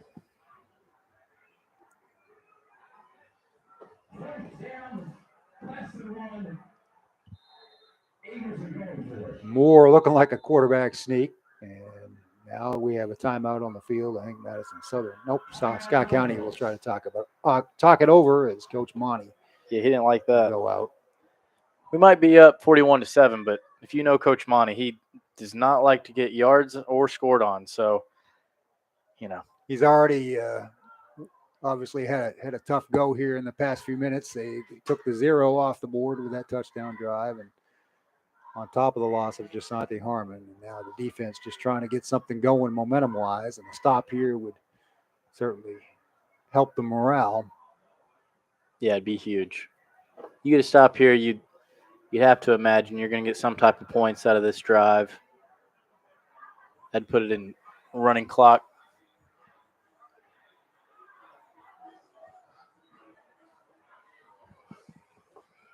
41-7, so 34 points the margin. Needs to be 36 to get to that run it stage.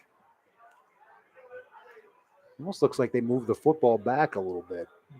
Maybe it's still less than a yard. We haven't really been mentioning it, but Brad Horn and Ben Camp have been the guys in there for Jasonte Harmon since he's been out.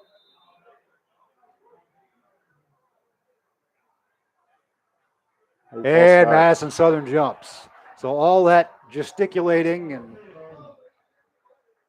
trickery and et cetera, will push it back 5 yards. And now what do? You I think you still go for still go for it. Why not? Right? I'm probably rooting for the running clock when I say that. Looks like they're going to kick it. They will punt. Could get blocked. Almost has a couple of times tonight. Yeah, Paul Gardner's been very close. They roughed the kicker on a PAT trying to block one. It's been a staple of Scott County football for a very long time. Forever and a day. There at one point, it seemed like for years we averaged at least one blocked punt a game. Coach Mike Davis, the special teams coordinator for the Cardinals. And that standard has not changed. They're coming after it. Don't get there. Punt crosses midfield. Fair caught at the 43 by Buddy Collins. 5:27 to play, third quarter. Madison Southern's done a good job today with their punt unit. And we say that and you're like, oh, whatever. But in high school football, that's very underrated. You're going to need it. Yeah, that's very underrated. A lot of teams are very bad at special teams, especially punting wise. We've seen some teams so bad that they don't even bother. Right. I mean, when Grant County was in the district, their whole offense was no matter where we are on the field, we're going to go for it on fourth down. Doesn't matter if it's 4th and 27 from our own 6. Yeah, but they've done a good job of protecting and getting rid of it. And their punter's been pretty decent. Is Timmy Amongo in there? He was in there, quarterback. And he will run a toss to Ali. He was tripped up at the 44, went down hard after a gain of 1. Well, Andrew Hickey was in the game, but the snap was to Amongo.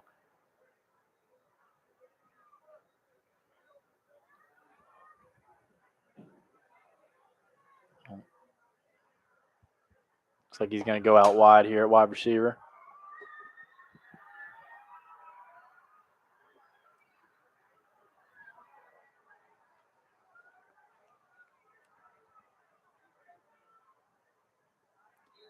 And whistles. Don't see any laundry on the field. Yeah, there is on the far side. That was a false start. I'd like to know on who. Being a high school game, they will not tell us. They will just signal and avoid announcing the guilty party. 2nd and 14 from the 39. 4:46 to play, third quarter. I can guarantee you Coach McKee's asking who it was. Oh, yeah. They don't tell him. He'll find out when he watches the video.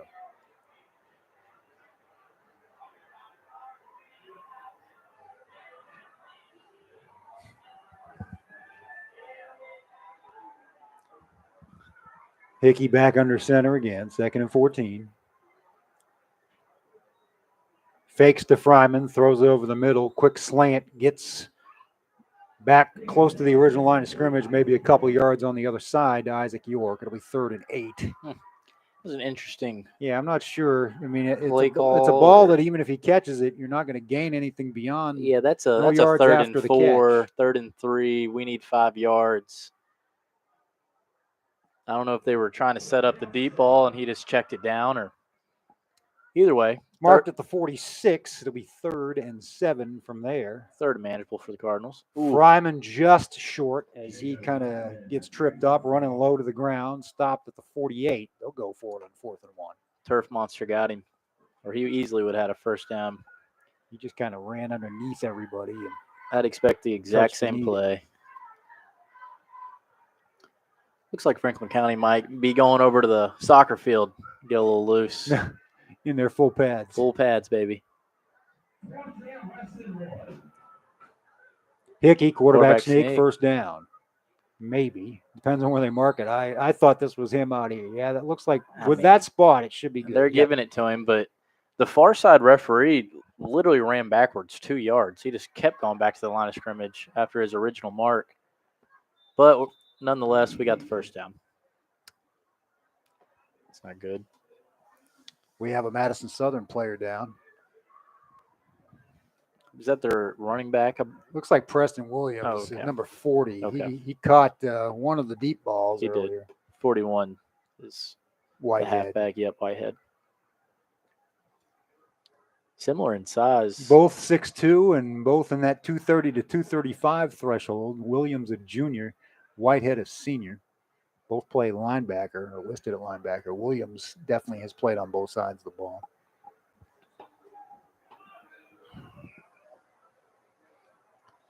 You never want injury, Cal, no matter who it is. Nope, you don't. This is a game where we obviously have a tremendous amount of respect for whoever has the courage to get out there and play, whichever colors they're wearing. And again, on opening night is not ever what you want to see. That looks more like a cramp. Hopefully, it could be testing the mobility of the knee. I'm not sure. You only get 4 years to play high school football, and some of the best years Paul of your Garner life. get 5, but most people get 4. Well, to be fair, he played freshman football and probably a little JV. I think Elijah Adams got 5 too. A few of last year's graduates were on that plan after the COVID year. But fair's fair, man. They got to play 7 or 8 games that year. That was if that. It was a gross year with games being canceled and opponents being lined up 24 hours in advance. Yeah. It made sense. If I talk about it anymore, it'll make me mad. So we're just glad we're past that. Mm-hmm.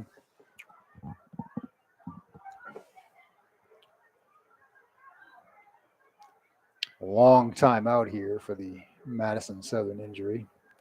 I mean, if it is a cramp, normally they would have already gotten him off the field by now.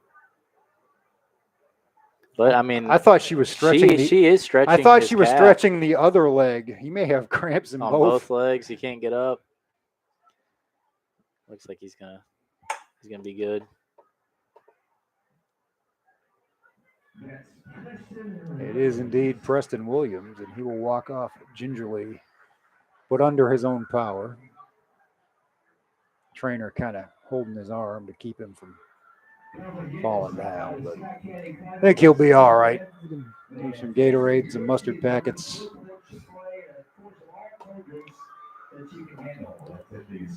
First down at the 47 as they gave Hickey the forward progress on that quarterback sneak.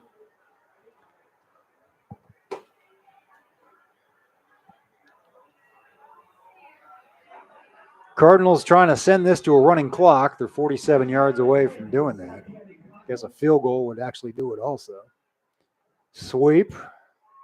Lots of room for Fikert across the 35 to the 32. Move the chains once again. Fikert's had himself a nice night. 2 touchdowns. Yeah, that was a good run by Tommy. Another good patient. Reading his blocks. Cut it up. Get what you can. That's the thing this backfield does a very good job of is they don't try to do too much. You know, if 6 yards is there, they're going to get 7. You know, if 2 yards is there, they're going to try to get 3. They don't try to make nothing into a huge play. Ellis Hughley, lots of room on the left side, but it closed up quickly. And another good tackle from number 3, Gino Ballard. He's certainly been Madison Southern's defensive MVP tonight. It's hard to have one in a 41-7 game, but he would be it. Hughley held to a yard. Good pursuit by Ballard. Fryman comes off the field momentarily. It's a pat on the helmet from McKee. Kane Garrett will take his place. It's Fikert lined up at fullback. And they will run this way with Hamdaya across the 25, at the 25.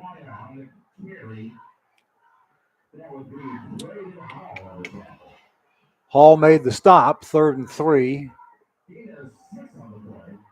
McKee wants to see the tempo step up a little bit.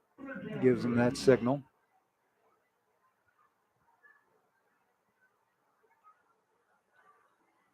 Hughley, first down, cross the 20. Pickup of 6 for Ellis. That was a prime example of it, you know. We need 3 yards for a first down. Got a good kick out block, puts his head down, gets 6 yards.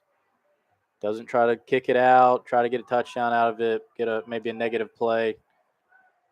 Cards into the red zone. Their last scoring drive of the first half was 13 plays. This has been one of that nature. Jacob Fryman checks back in. I bet he gets the ball. Yep. Across the 15, the 10, the 5, and stopped shy of the end zone at about the 2. But Fryman picks up 17. That should put him over the century mark for the evening. If Ballard wasn't out there, this score could be in the 50s by now. Could be a lot more to a little. And another Madison Southern injury.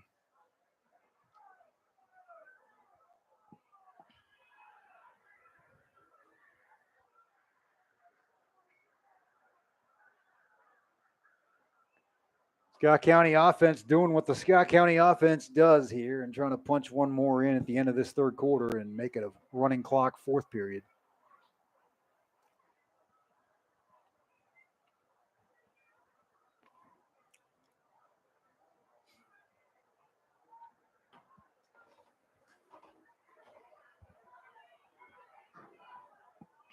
Next week, Battle of the Birds, 7:30 here on the Bird's Nest Broadcasting Network. Scott County, Great Crossing. We've still got one more tonight as the Warhawks will take on the Flyers of Franklin County. That one probably right now, I'd say, ain't going to kick off much before 9 o'clock. So do stay with us and watch or listen to some more exciting high school football here on the first Friday night of the season in Central Kentucky.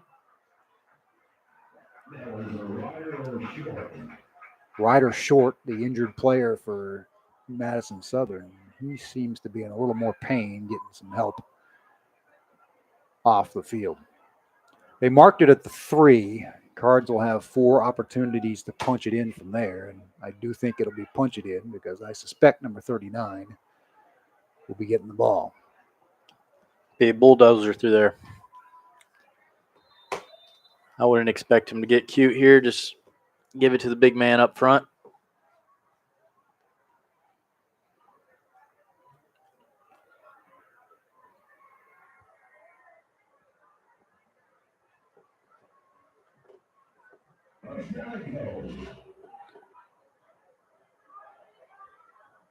Toss, well read by the Eagles. As soon as I say for that. a loss. Ethan Moore, the quarterback, reading that one. Throws it for -4. Second and goal. Looks like we got the second team line in. Yeah, we have. I was going to say that was a new quarterback too.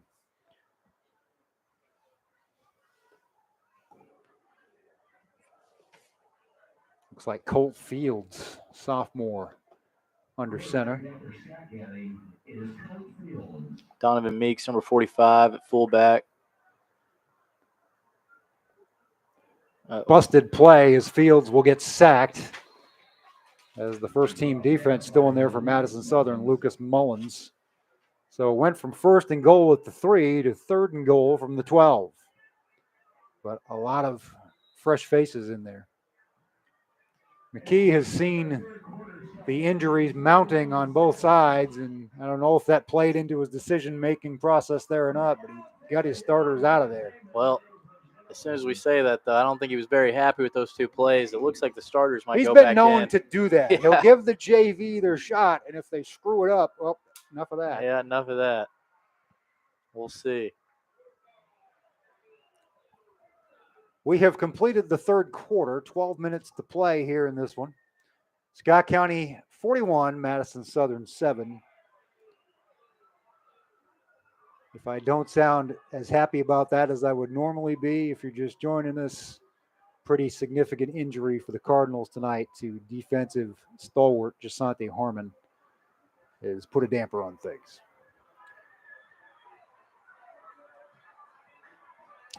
Yes, it has. It looks like it's put a damper on on the team as well. Yeah, I mean, they've kind of been going through the motions here in the second half, and offense. Scott County's offense, even at half throttle, is going to be able to matriculate the ball right down the field pretty much at will. But defensively, gave up a big pass play, lost the shutout.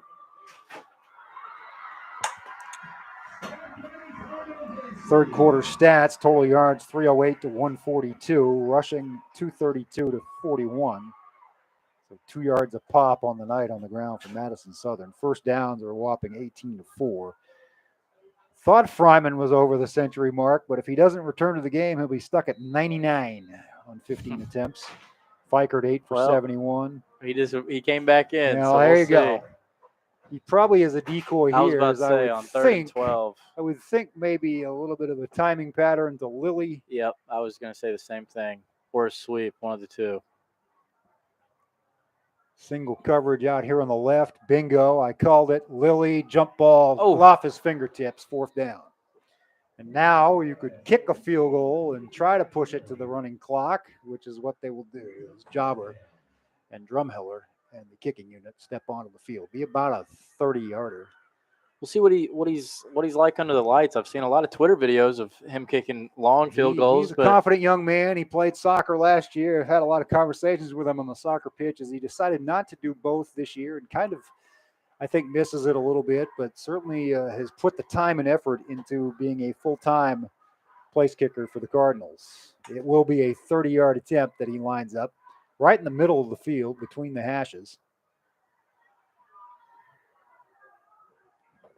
And it's got the distance. It is good. And we will run the clock from here on out, 11:47 to play.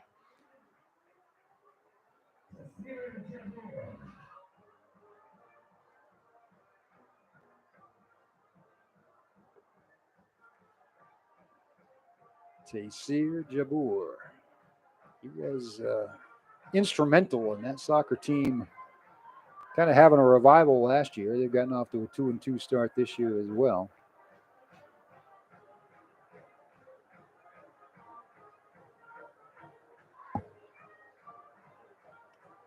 Looks like Franklin County is going to have a student section. You don't always see that on away games. Filling into the away crowd. They definitely bring it for basketball, and I'm sure their football program being in a pretty good spot here in 4A these past 3 years. They're well trained, and it's a short trip up 460. Yep.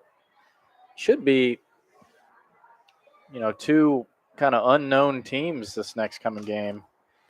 It really is a young Franklin County team and a young Great Crossing team, at least in terms of starters, 2 on each side of the ball.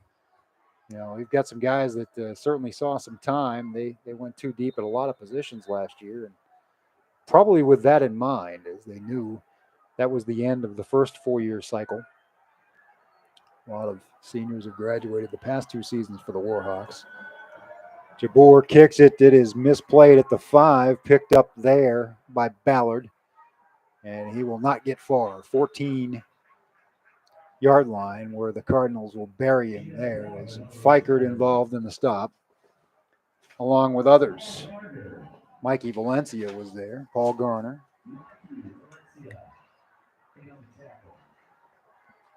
Running clock, 11:10 and counting here in the game. Scott County will be 1-0 to start the season, which they're used to.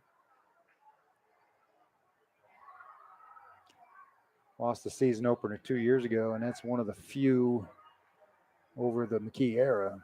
Yeah, it doesn't happen often. Didn't figure to happen tonight, as on paper, Scott County was a heavy favorite, and it has played out that way. New quarterback in the game for Southern.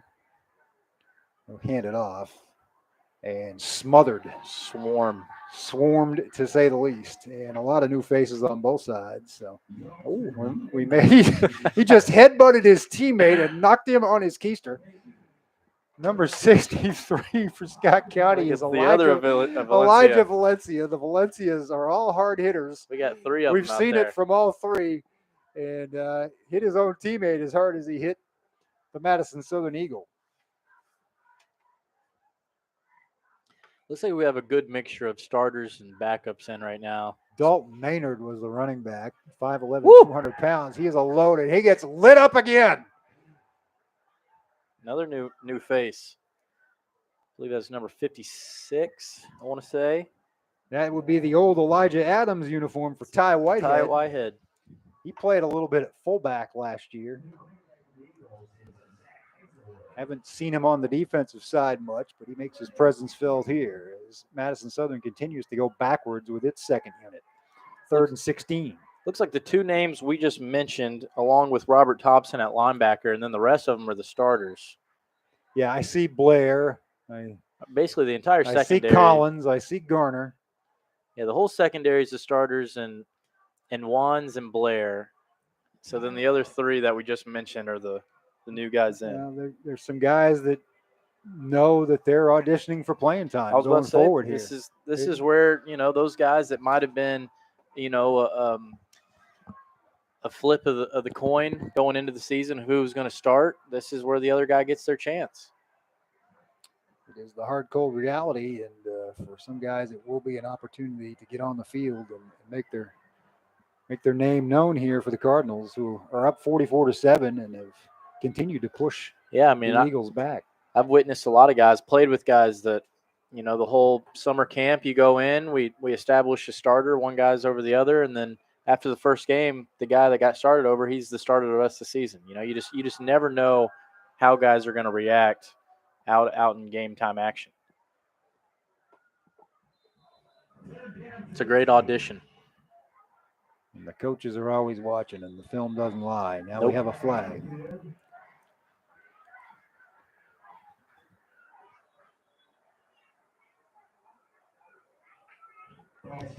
Can't move too much further back. Ball start will be half the distance back toward the shadow of the goalposts inside the 5. And the clock has stopped for the penalty.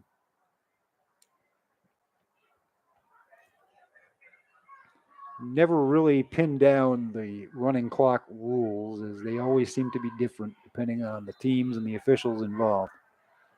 Shotgun snap. He's in the end zone, trying to avoid the safety. He will. Fumble. Ball knocked out, picked up, and fallen on by the Cardinals.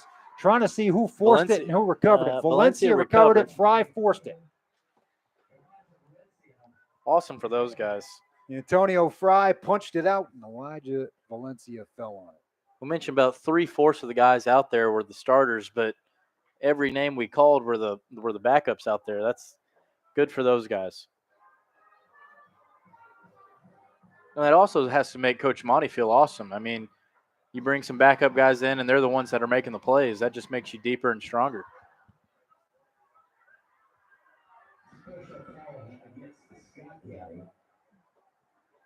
Yes, there was a penalty after the play, personal foul. So instead of 1st and goal at the 3, got it. 19. Be back at the 4. It'll be at the 19.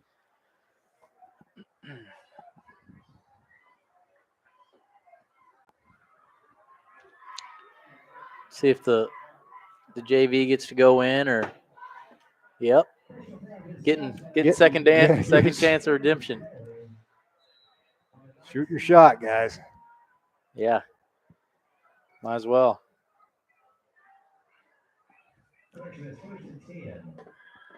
Up the middle inside the 10, or stopped at the 10, Donovan is the Meeks. fullback, Donovan Meeks. Good-looking 5'10", 185-pound sophomore.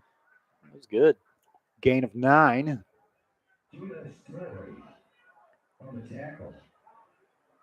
Cardinals trying to fry up a 50 burger here if they can score on opening night.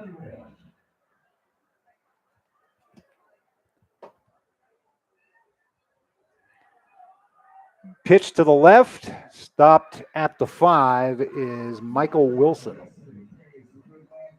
Listed as a tight end, but that was kind of a... Had him in the backfield. Yep. Kind of as a wing back there.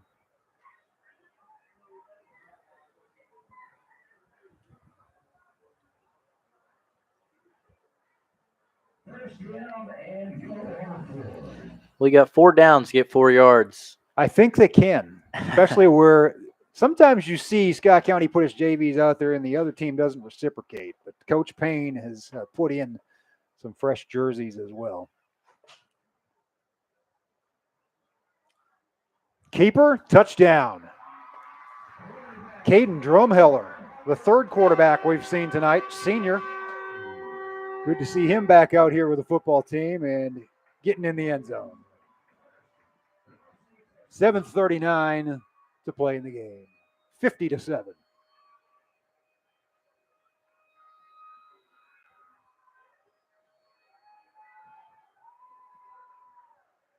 That's always a great feeling for those backup guys. They practice so hard. You know, half the time they got to be a practice dummy, and when they get their chance, that's awesome.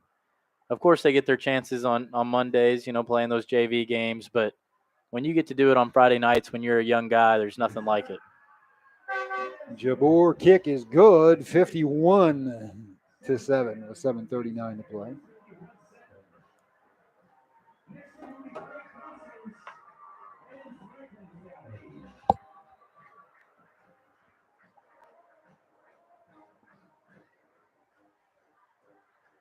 This offense is going to score some points. I know the defense took a terrible hit tonight, but this offense can score some points and is going to all season long. Yeah, and as terrible as they're still good. It's still a good defense. They've still got some studs. It should be a good team. They'll circle the wagons and figure it out.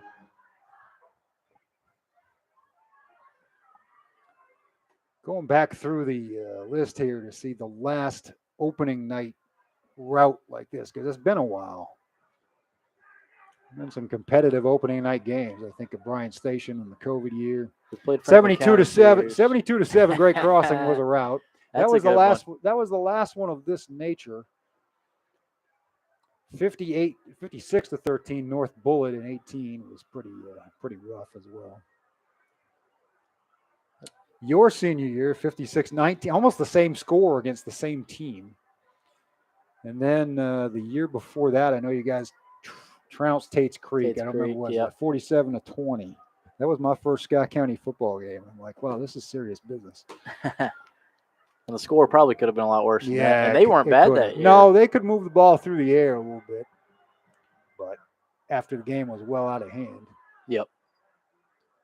Ooh. Oh, man. The kick return coverage has just been Jackson delivering Dameron. The hits tonight. I told you he's a headhunter. They've still got guys, first string defensive guys out there playing on special teams even at this stage of the game.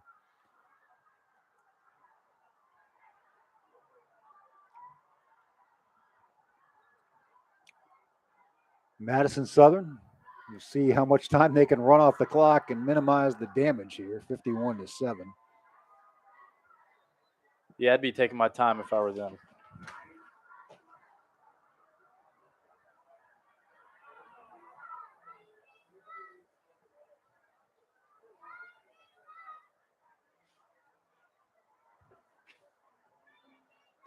Nothing doing on first down. Another swarm of Cardinals.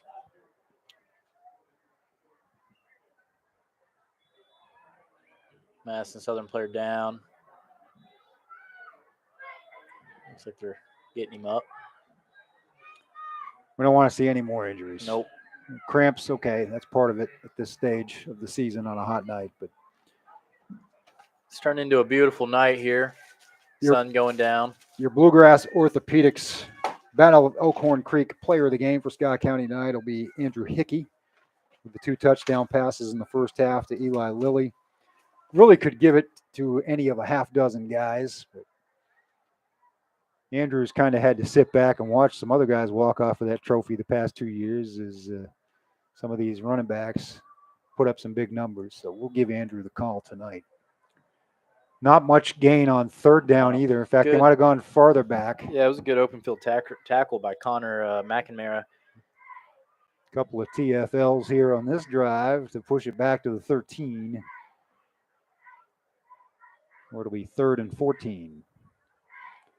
5 minutes to play by the time they snap it.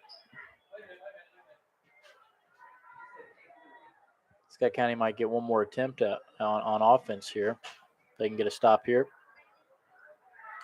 Throwing the deep ball, the only player near it was a Scott County defender. Incomplete. It's good coverage.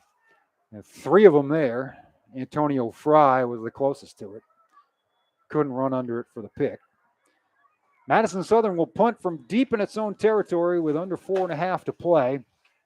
Scott County will get one more series on offense, more than likely. I know Madison Southern brought their backups in as well, but if you're Coach Monty, you got to feel good about your backups that you have out here. I mean, they didn't skip a beat when they came in, and that's not normally a case when you bring your backups in. No. Like I said, so many times we see the other talent. So many times we see the other team leave the starters in that situation. And it's kind of unfair to the JVs to weigh them by that at times. Trying to catch it on the run, and it's a loose ball. Chasing after it is Scott County, still on the ground, but I think the Eagles are going to recover it. So maybe they won't get another offensive series. Yeah, it don't look like it. Madison Southern will recover it basically where they back at the original line of scrimmage, around the 18. As soon as I saw that ball sputtering like that, I knew it was going to be trouble. Tried to catch it at his shoe tops on the run. I think he thought he was going to run it back for 6 there, and just became a live ball. 3 minutes, 23 seconds and counting. 51-7 your score. I'll have the call with Kevin Conrad on the Great Crossing Franklin County game. About half an hour after conclusion of this one, there is another big hit from the defense. Number 33 is Mikey Valencia. It's a Valencia world, and the rest of us are paying rent right now. They're teeing off right now. Now Luke's over here loving it.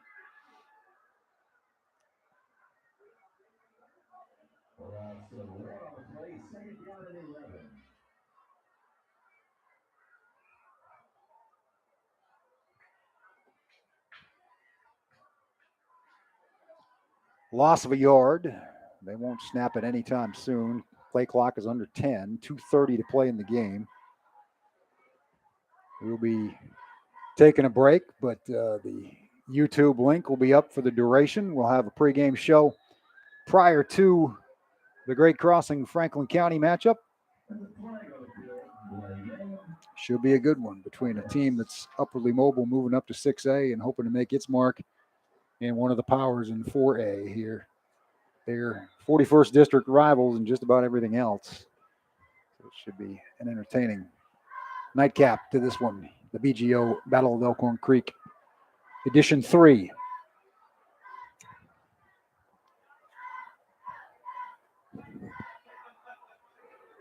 Two minutes to play.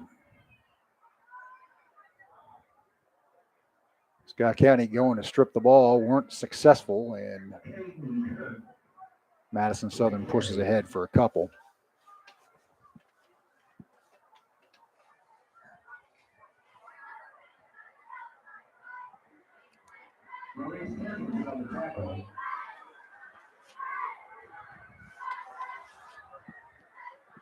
Give Maurice Perkins a call as he made the stop there. A lot of names getting in the box score in this one. It's always a good sign. It's either a really good sign or a really bad sign. In the case of Scott County tonight, good. In the case of Madison Southern, maybe not so good. They're getting some reps for their second team. Quick throw to the left side. Good taken tackle. Down. Good open field tackle by the Cards there. And it'll be 4th down. Probably one more play for Madison Southern, and that'll be it. A bittersweet win for the Cardinals tonight, 51-7, your likely final. Player of the game, Andrew Hickey. And the Cards will go to 1-0 and get ready for Great Crossing next week. Prayers up for Jasanti Harmon for sure.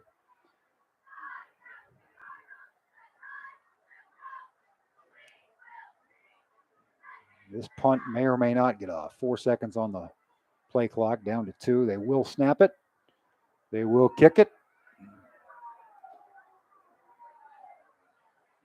please yell poison or Peter or whatever you prefer. Let that ball die, and that will be the final play of the game.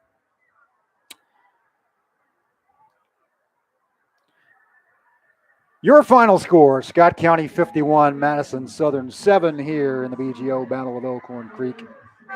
Final thoughts, Sam, before we get ready for game 2 tonight and week 2 next week?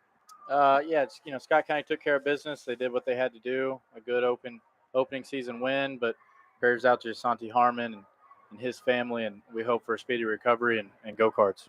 Roger that. Final score 51-7. Be back in about, they put 22 minutes on the clock. I would say about 10 minutes the pregame. We'll be with you shortly. Don't go anywhere.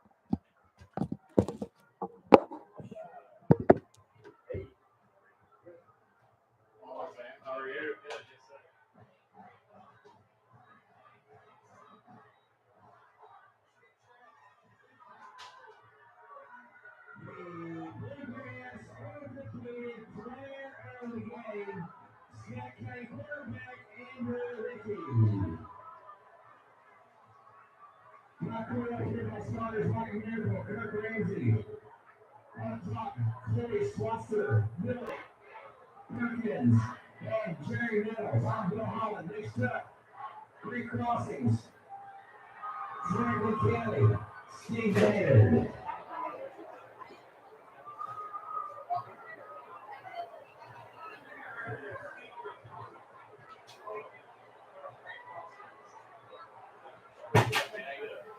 Great crossings.